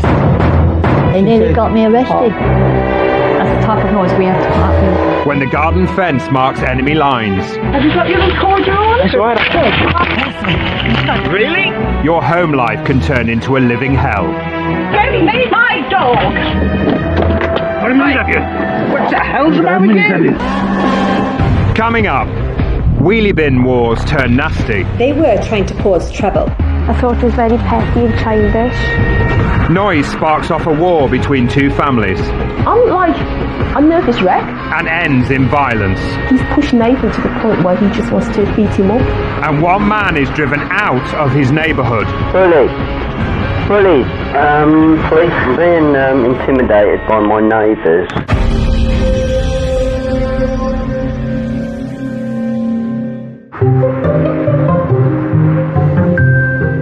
In a small mining village in South Wales lives 21-year-old Paige Jones. This is Aberdeen. I've been brought up here and this is where I'm living. It's a very nice area. The community is friendly and everybody gets along. Paige lives with her 3-year-old son in a house that has been in her family for 3 generations. I'm very comfortable living in this house. My nan was brought up in this house. And her father Gary lives nearby. Me and my father get along really well. Not only is he my father, he's like my best friend. When we see one of us, there's another one always chasing behind. 4 years ago, Paige got some new neighbours. Joanne Dowling and her children. Joanne has agreed to speak to us, but has asked not to be shown. When I first moved in, I thought it was a quiet street and that people were friendly. I never really had much to do with Paige at all. She's a very shy person. I don't think she bothered with many neighbours in a friendly way. For 3 years, the neighbours didn't speak to each other. But one day, something very unfriendly happened that forced them to talk. I'd been out on a Friday night for a few drinks, got back to the house about 8 o'clock in the morning. So I walked from the car which was parked down there, up to the house, only to find my front door kicked in. I was down my mother's and I received a phone call off my father early in the morning. I said, "Dad, what's wrong?" And I could tell by his voice he was very angry. And then he described to me then that his front door had been put in. A large footprint on there, fingerprints all over the door. This front panel here was kicked in so far, I could see all the way up the stairs. I was very shocked because it's been kicked with a lot of force. The Jones were at a loss to explain why this had happened. Could it have been a burglary, a drunken local, or something more personal? No idea who could have done it. The street has been so quiet over the years, and obviously to see that is rare for you. Suspicion soon fell on the newcomer, Joanne. I checked Joanne's Facebook account on that day and she had put a status saying, "Party with the big boys." Paige put 2 and 2 together and decided the damage must have been done by drunken party guests. My father knocked her door to say, "Did you have a party here?" And she denied it. My father said, "Well, how come it says on Facebook?" But she denied having any party whatsoever. I had 2 guests here. We drank 2 bottles of wine between the 3 of us, and I watched them leave here that night to go and get a taxi at the end of the street. It was nothing to do with us at all. Just absolute rubbish. Absolute rubbish. And that wasn't the only rubbish Joanne thought was coming from her neighbours, because she had her own complaints about them. The bin was being put out and being left out 7 days a week in the curb directly outside my house. It was stopping me from parking outside my house, and Paige was able to park her car outside her house with no obstruction. Gary does in fact leave the bins on the road. He has good reasons. I used to leave the wheelie bin up against the wall by her, but it was causing damage and it's taking the paint away. So I decided then, rather than leave it where you to cause more damage, I'd put it in the corner here. No one uses that, no one parks here, so I thought it'd be out everyone's way, really. Paige's bin was taking up the parking space, and I would move the bin back outside of Paige's house and pull my car in. The next morning,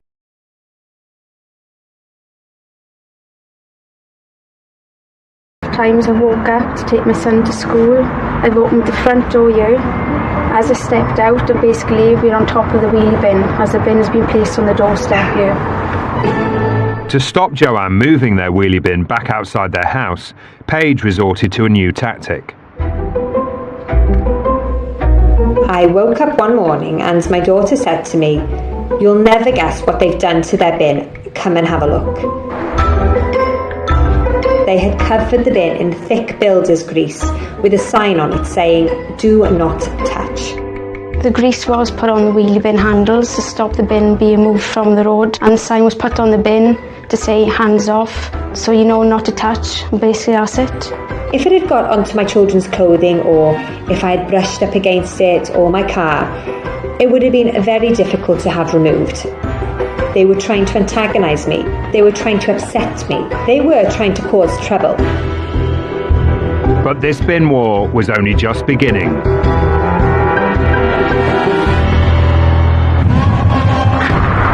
Coming up, complaints about loud music lead to violence. I'm so scared because I've been home alone. I didn't know what he's going to do next. And a car obsessive drives his neighbours mad. There's a banging on the door, and he gets his hands and pushes me back really violently.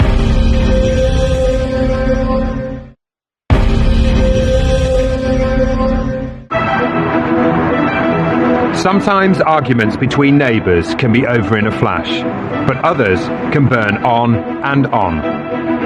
In the West Midlands, the Sang family have been at war for 6 years.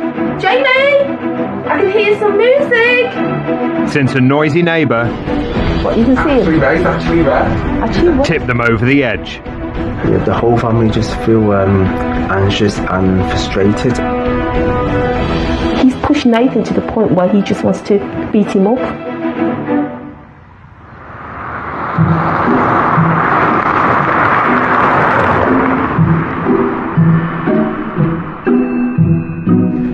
Mom, can we watch something nice, or maybe a horror film? Divorced Mom, Adele. Nathan and Susan Sang live with their 2 sons, 18-year-old Kieran I want to watch something nice. and 19-year-old Jamie in Tipton in the West Midlands. Annabelle?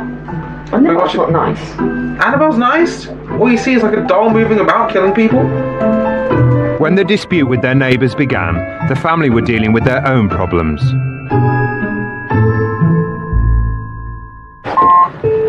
I get my blood pressure. Yeah. About 6 years ago, my kidney deteriorated, and my consultant said that I will need a kidney transplant. She began getting weak. She couldn't do things on her own. It was pretty heartbreaking because obviously it's your mum. You never want to see her like that. With Susan in need of a donor, husband Nathan immediately stepped forward. I mean, at the beginning, when he wanted to give me a kidney, I was very hesitant because I didn't want someone to risk their lives for me. It was a success. My kidney just started working straight away. When they returned home from hospital, what Susan and Nathan needed was peace and quiet and lots of sleep. But that wasn't exactly what they got. It was 7 o'clock in the morning, and then suddenly we just hear some banging noise. Oh God, it was bang, bang, bang, and the radio was on. It was really loud, even with all the window and door shut. I was so annoyed. I just get up myself and see what's going on outside. Concerned that Susan, who was resting in bed, would be unable to get any much-needed sleep, Nathan decided he had to say something.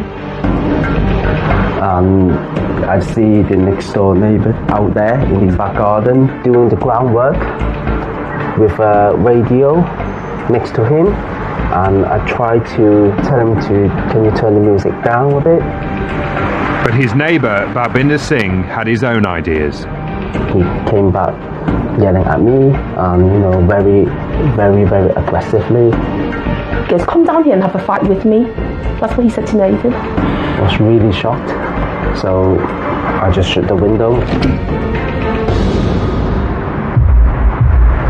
But Mr. Singh wasn't the Sang's only problem, because his grown-up son Nick liked even louder music.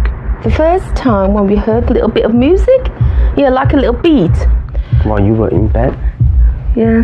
About 11 o'clock at night, and I thought, oh God, where's it coming from? So I come out onto the landing, and that's when I felt the vibration on the floor. It never really worries me, because you just think it might be just a one-off. But it happened again.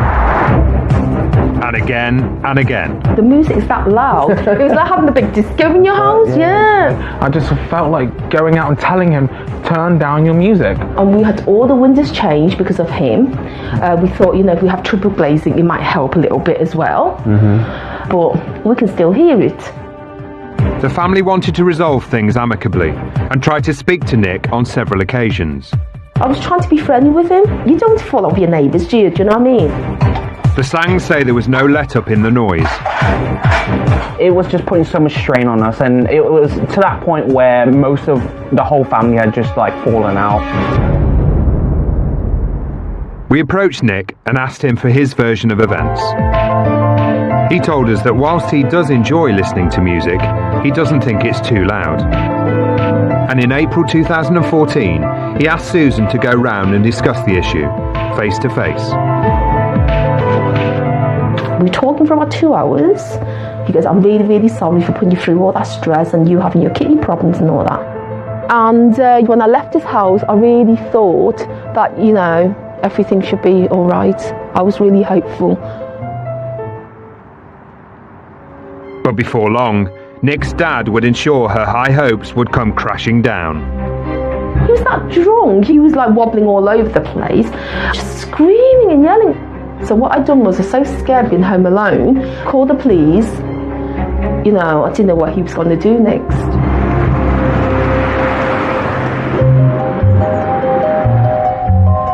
In Wales, Paige and Gary Jones were locked in a bitter feud with their neighbour, Joanne Dowling, over the positioning of their bin in the road outside her house. I felt it was very unfair for her to obstruct my part of the highway. The Joneses' wheelie bin was moved around the street for about 8 months before the council intervened. All of a sudden, we had a letter from the council saying no one is allowed to leave a bin on the pavement or the road until the day your rubbish had to be collected. So we need to move the bins in, otherwise we'd be fined. But this new arrangement didn't suit the Joneses. My father weren't willing to put the wheelie bins through the house due to unclean carpet, which meant our wheelie bin got taken away. And after that, we've had to store our food and rubbish in the kitchen. I'm not happy about that because my son's only 3 and what happens if he falls and cuts himself on a tin? With the rubbish piling up in the kitchen, the Joneses felt there was only one place to put their overflow. I went to bring my bin in and noticed that the bin felt a bit heavy and the lid was open slightly. My sister and I just came back from cleaning up from my brother's birthday party. My sister still had the birthday cake. Because no longer us having a wheelie bin, my sister used Joanne's wheelie bin next door. I opened up the bin and noticed inside there was a silver cake tray with a cake on it. So I thought, it's not my cake and I know whose cake it is, so I put it on her doorstep. I seen the cake had been placed back on the doorstep. I thought it was very petty and childish, as I don't see no harm in using someone's wheelie bin to dispose of a cake. Paige's stepsister Layla had left the cake in Joanne's bin, so Paige got straight on the phone to her. I said the cake had been put back on the doorstep. My sister then came over and knocked Joanne's door to see what the problem was in using her wheelie bin. Paige's sister was very aggressive. I opened the door and received a tyrant of screaming abuse. They had a few words. My sister then put the cake down by this blue arrow here. Paige's stepsister kicked the cake at my house. I picked up the cake and threw the cake back to them. As I closed the door, I heard a thud. Went all over the wall here and still marked. I didn't want the cake outside the front of my property. It was their cake. They were having it back. Paige's sister declined to comment on these events, but the cake was just the start of more serious problems.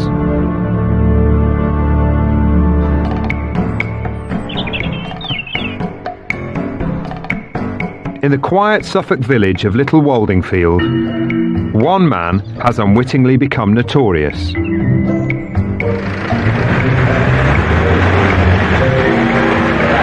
Don't know him. Ian Parker began renting a home in the village with his wife and 3 children 7 years ago.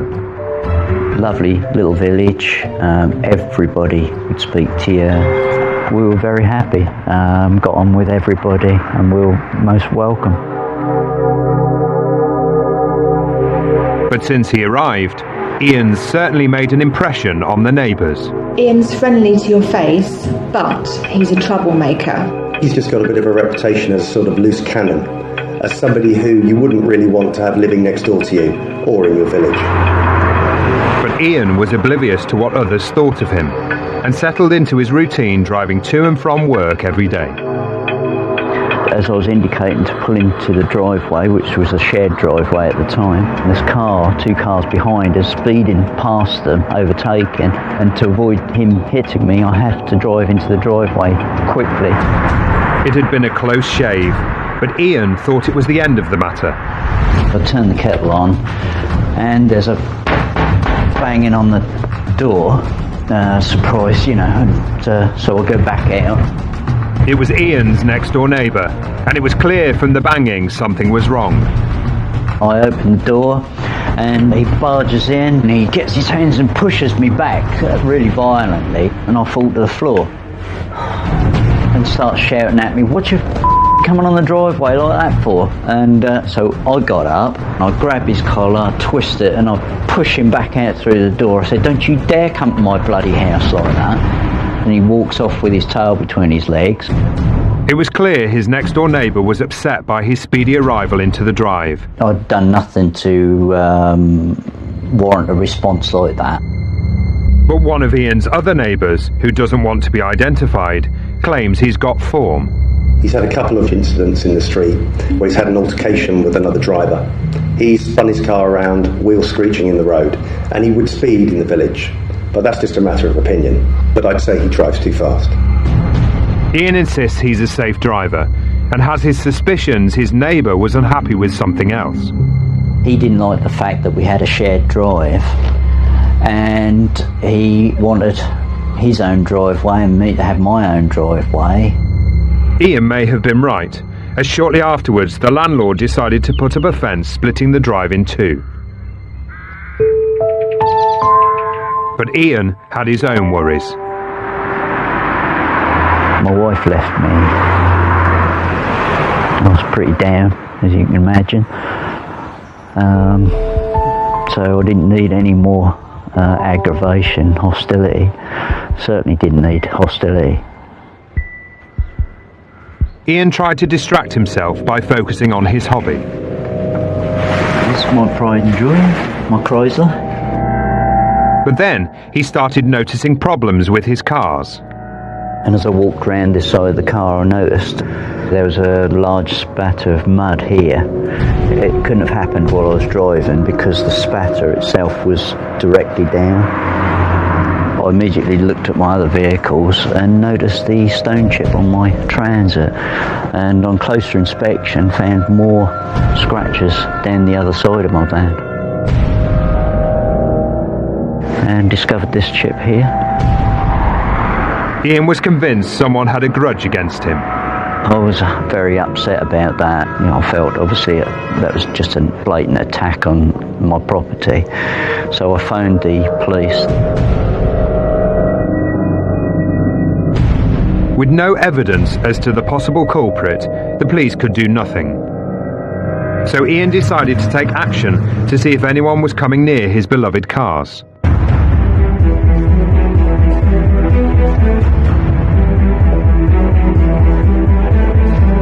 I installed cameras front and back of the house.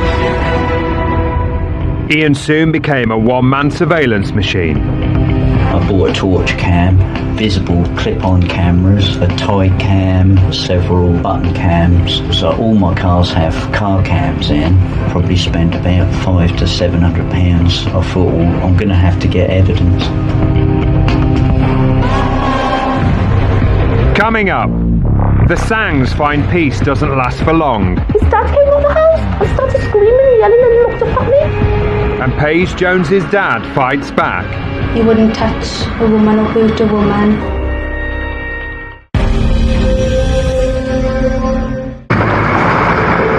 In the West Midlands, Susan Sang had suffered noisy neighbours ever since her kidney transplant 6 years ago. Nick Singh, who lived next door, had apologised, and Susan enjoyed peace and quiet for 2 weeks. But that tranquility was broken one day when she was home alone. All of a sudden I heard this loud music coming into the house.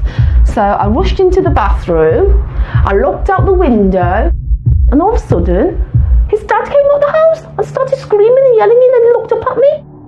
He was that drunk, he was like wobbling all over the place. So what I'd done was I was so scared because being home alone, I quickly went and picked up the phone and called the police. I didn't know what he was going to do next. While waiting for the police to arrive, Susan spotted another neighbour in the street and asked him to try and calm Nick's dad down. And next thing I know, they were screaming and yelling and, Nick's dad was just going mad. And then the Nick's dad went onto the middle of the road over there and he stood there with his 2 arms outstretched and told him to run him over. It's just horrible, The other neighbour continued to try and calm Balbinder down until the police finally arrived. Next thing we know, he says something like bastard, and then the police put the handcuffs on him and put him in a police car and then took him away. Balbinder was arrested for being drunk and disorderly. The next day, he was given a fixed penalty notice and released. But the Sangs hoped his brush with the law would finally keep him and Nick quiet, giving Susan the peace she needed to recover from her kidney transplant. Oh, what is it? 36.4. But 6 years of worrying about next door was beginning to take its toll on Susan. I'm dreading it.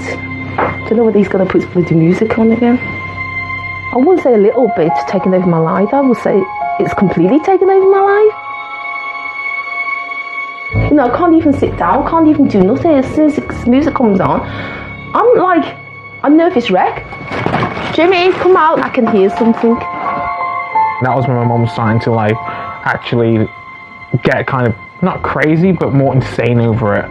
All I hear is wind. You okay, Mum? It's always in my mind. As soon as I wake up, as soon as I go to sleep, even during the day, I have this thought in my head thinking, oh my God, is it ever going to end? So Susan took her complaints to the council, who provided her with noise monitors to record the levels of sound coming from next door. That week I recorded it and they said there was enough evidence to serve a notice. It was that loud. The council served Nick with a noise abatement notice, warning him that if he continued playing loud music, he could receive a fine. But Susan claims that within weeks, the problems had started up again. I heard all this music coming through in my kitchen while I was cooking.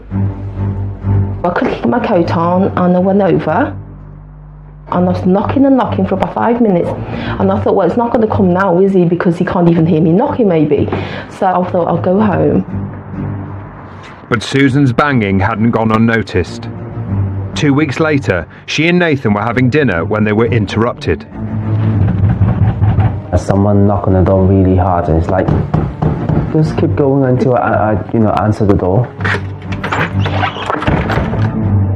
I was worried. He was quite aggressive.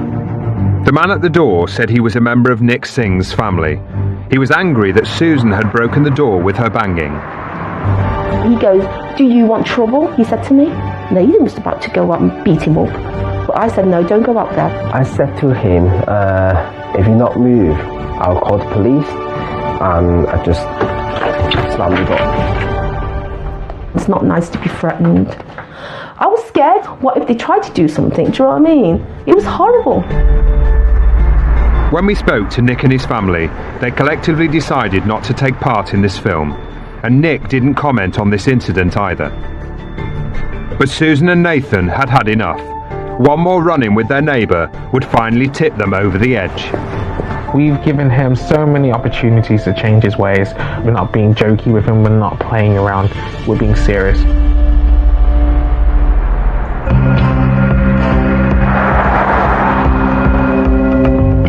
In Wales, a row between the Joneses and their neighbour Joanne Dowling over the disposal of a birthday cake in the wrong bin had resulted in them hitting the headlines. I was so upset because I didn't see a problem in using a wheelie bin, as everybody's entitled to use a bin to dispose of any rubbish. Everybody knows me as Quiet Paige, and I didn't put a cake in a bin to cause any trouble. Joanne called the police, and Paige was ordered to clear the cake up. But it wouldn't end there. On the Sunday morning, my father went to Joe's house just to say enough's enough. As I opened the door, Gary lunged towards me. He scrammed all my neck. He ripped my top open and was trying to push me into the living room. I was screaming for him to get out. His words were inaudible. He had been drinking heavily, could smell it on him. My boyfriend got up and he came running down the stairs. "Come on then, I'll take the lot of you on." I was in the middle of it. I was the one that got kicked. It was a serious allegation, and one that Gary didn't want to talk to us about. He got arrested. I didn't approve of the way he got handled or spoken to, as it was out of order. Gary was arrested for common assault and was released on bail, but not allowed to return to the street. He wouldn't touch a woman or hurt a woman, and everybody we've spoken to has said, no way would you have done such a thing. There was no hard evidence against my father. In court, the assault charge was dropped, but Gary did plead guilty to threatening behaviour, a public order offence. He had a 10-week curfew, which means he has to wear a tag for 10 weeks. And also I've got a 3-year restraining order. Gary didn't want to speak to us about the events in Joanne's house that day, but he did say he found the punishment very harsh. As part of the order, he has to stay in his own home between the hours of 9 p.m. to 8 a.m, limiting his time with Paige and her son. He's got to sleep elsewhere, which has really gone hard on me and my father, as we're always together, and after all this we've been parted and we feel like we've lost limbs. It needn't have gone this far. It's over a wheelie bin and a birthday cake, a very, very petty squabble. But the war is far from over. My wing mirror has been ripped off I don't know how many times. I have thought of moving in the not too distant future.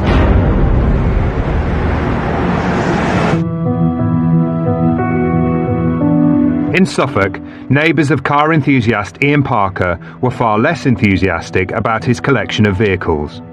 Believing someone was trying to tamper with them, Ian had set up cameras. I started to find screws strewn across in front of me van and the cars. In my back garden, I found broken glass. However, Ian wasn't able to find any evidence on his CCTV footage. And then I started doing some maintenance on my van and cut my hand on the fence. Started bleeding straight away, profusely. That was when I noticed the screws protruding through the wood that hadn't been there previously. Despite all my efforts, I was holding it up, I was putting pressure on it. I couldn't stem the flow of blood, so I called a paramedic. The paramedic managed to stop the bleeding, and although he had no evidence, Ian was convinced the screws had been placed there deliberately. Ian checked his CCTV again and again and again, but there was no footage of anything untoward happening on his driveway. Then, one day, the cameras captured something. It was Ian himself with a friend working on his classic car. I received a letter from the council. It said that there'd been complaints about excessive smoke pollution and excessive revving of car engines for over an hour and a half at a time. I started my car. Obviously, it's trying to burn off the excessive brake fluid in the carburetors. And of course, consequently, you get white smoke. You can see clearly my friend and I thought it was, humorous. Ian was convinced he'd done nothing wrong, so he invited an environmental health officer round to view the footage. And, we had a nice chat. And I said, well, for starters, as a classic car, I will not rev the engine in a classic car. He viewed the footage, and he asked me, he said, is this the only time this happened? And I said, yeah. And he recorded it as just a tad over 20 minutes. The council took no action, but warned Ian that if the complaints continued, then he would be monitored. But it wasn't just engine noise that was bothering the neighbours. A lot of heavy bass is played, mainly in his car. He'll have the windows open and it'll be blaring full pelt. It's like you get the boom, boom, boom, boom, boom, that sort of music. You can hear it sort of down the road from where he lives. It is very loud, and it's done to upset one neighbour in particularly. And it wasn't just the close neighbours who were affected. He's been a noise nuisance to several of his neighbours, playing loud heavy metal music out of his house with the windows open at all hours. Ian's landlord soon heard about the neighbourly disputes. I wouldn't want him as a direct neighbour for the aggro that he gives the people around him, the noise, the intimidation. It must be a nightmare living next door to somebody like that. Following complaints, Ian received a warning that if problems continued, he could be evicted. Unfortunately, my landlord, he's not given me benefit of the doubt, basically sided with my neighbours. But Ian started to get really worried when attention seemed to turn to his parents, whose house was nearby. I was unloading my shopping from the back of my car, putting it in the porch, and they stopped and leaned on my little gate, cursing at me.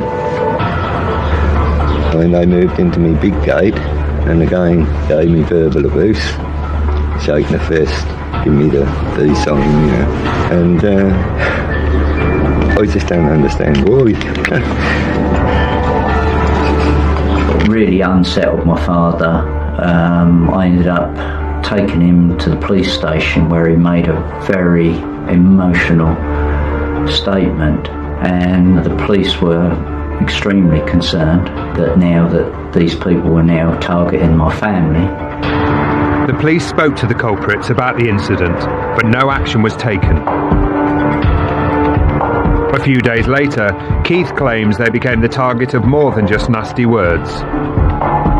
Came out to get in my car, and lying down here was a bag of dog poo that had been thrown at me dining room windows. The police were informed again, and I cleared the mess up, and that was it. Nothing more heard about it. So many times I'd had the police say it was your word against theirs, and I thought, well, they're going to trip up at some point. Desperate to catch the culprits in the act, Ian decided to take radical action. I've bought several personal cameras to wear on my person. I bought a torch cam, visible clip-on cameras, got a tie cam, several button cams. Then in my vehicles, all my cars have car cams in. And soon, those cameras would capture one of his neighbours. It was an act of aggression. Coming up, the war in Wales rages on. This tyre had been cut and was flat as a pancake. And the Sangs fight back. He came limping over and asked me to tell me to stop beating him up. That's when I said to him that, it's his own fault.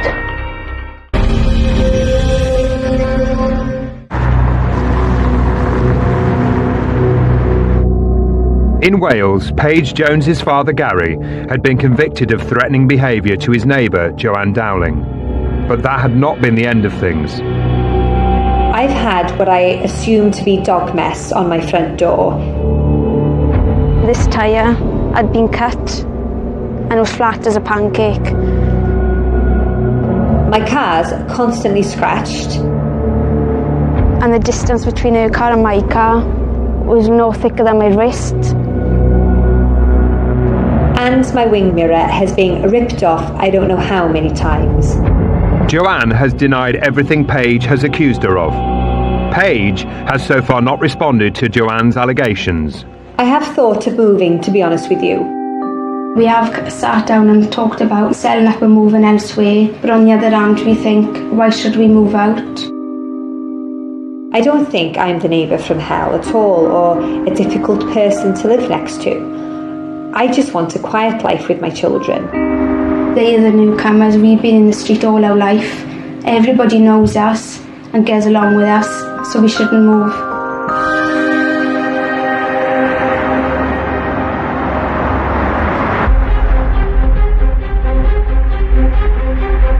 In Suffolk, Ian Parker was so determined to prove he was in fact the victim of intimidation from his neighbours that he kept his car cams running whenever he left the house. I was travelling from my parents' house about 1.5 miles up the road. There was a car travelling behind Ian's. They were really up close behind me, tailgating, so I was very cautious. And coming up to the roundabout, I noticed that he was indicating left to go towards Colchester. But as I turned to go to Sudbury, he suddenly turned and overtook the other side of the bollard and he cut in front of me. I was shocked at how close he'd come. It was just reckless. It was an act of aggression. I think it just shows that he's caught up in some personal hatred. But when Ian showed his video to the police, they decided not to investigate the incident. One of Ian's neighbours, however, insists Ian has always been the problem. There was one evening when I was watching television, and over the sound of the television I heard the screeching of tyres, and a vehicle obviously was spinning around in the street. Looked out the window and saw that Ian had driven his vehicle at speed and lost control and ran through a neighbour's fence. Ian admits that he backed into his neighbour's fence, but says it was an accident and he paid for the damage. He insists his neighbours will look for any reason to complain about him. But by May 2014, Ian had been trying to gather evidence that he was not the aggressor when he spotted the neighbour next door over the fence. So I was out in my back garden and I just happened to glance in the corner of my eye. I caught him with his camcorder, so I carefully turned on my button cam. You're filming me. You're filming me. Release. And I walked into the house to phone the police. Yeah, police, I think. I'm being intimidated by my neighbours. Following a police visit, both Ian and his next-door neighbour agreed not to approach or make any contact with each other. But for Ian's landlord, the problems had gone on long enough. In summer of 2014, it all came to a head, and unfortunately I was forcibly evicted from my home. Ian refused to be driven out of the village completely, so now lives with his parents round the corner. But for them, the nightmare is ongoing. It's happened on 8 occasions in the last 11 months that we've been abused. And the last occasion, they called Rita and me. And, we haven't done anything to provoke them into doing what they're doing. I just don't understand why it's still carrying on. I think they're sick in the head. I was a good neighbour. I'd do anything for anybody, but some people just seem to forget that we all have to live together.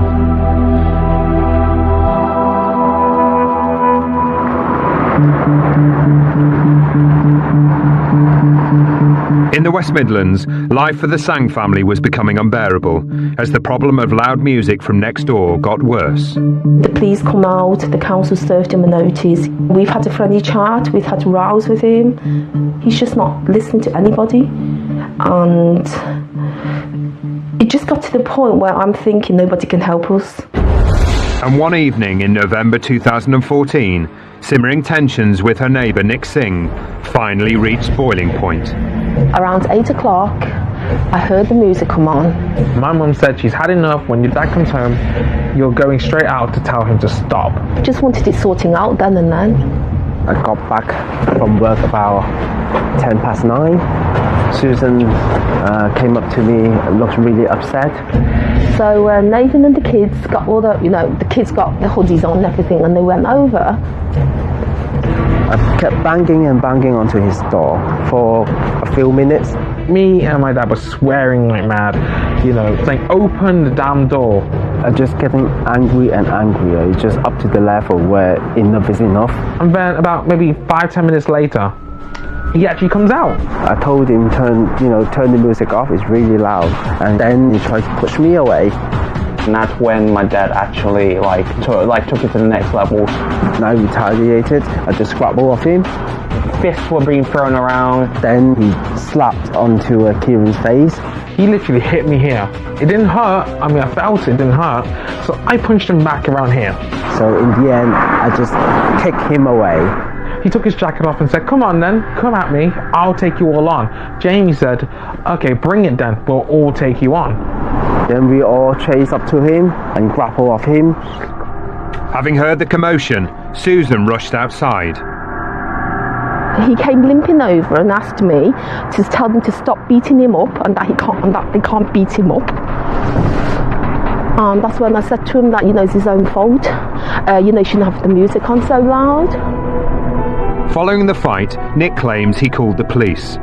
When we spoke to him, he claimed he could have had Kieran, Jamie and Nathan arrested, but decided not to press charges. We're not violent people, but he's made us want to be like that, do you know what I mean? Nick has told us that since the fight, he is scared to go back to his own home and that he's had to install CCTV because he feels he's being intimidated by the Sangs. And the dispute between the two households shows no sign of ending anytime soon. I feel like he's driving me out of my own home. And I do wonder myself whether it'll ever get solved. Who knows? Yeah, I'm just hoping it will.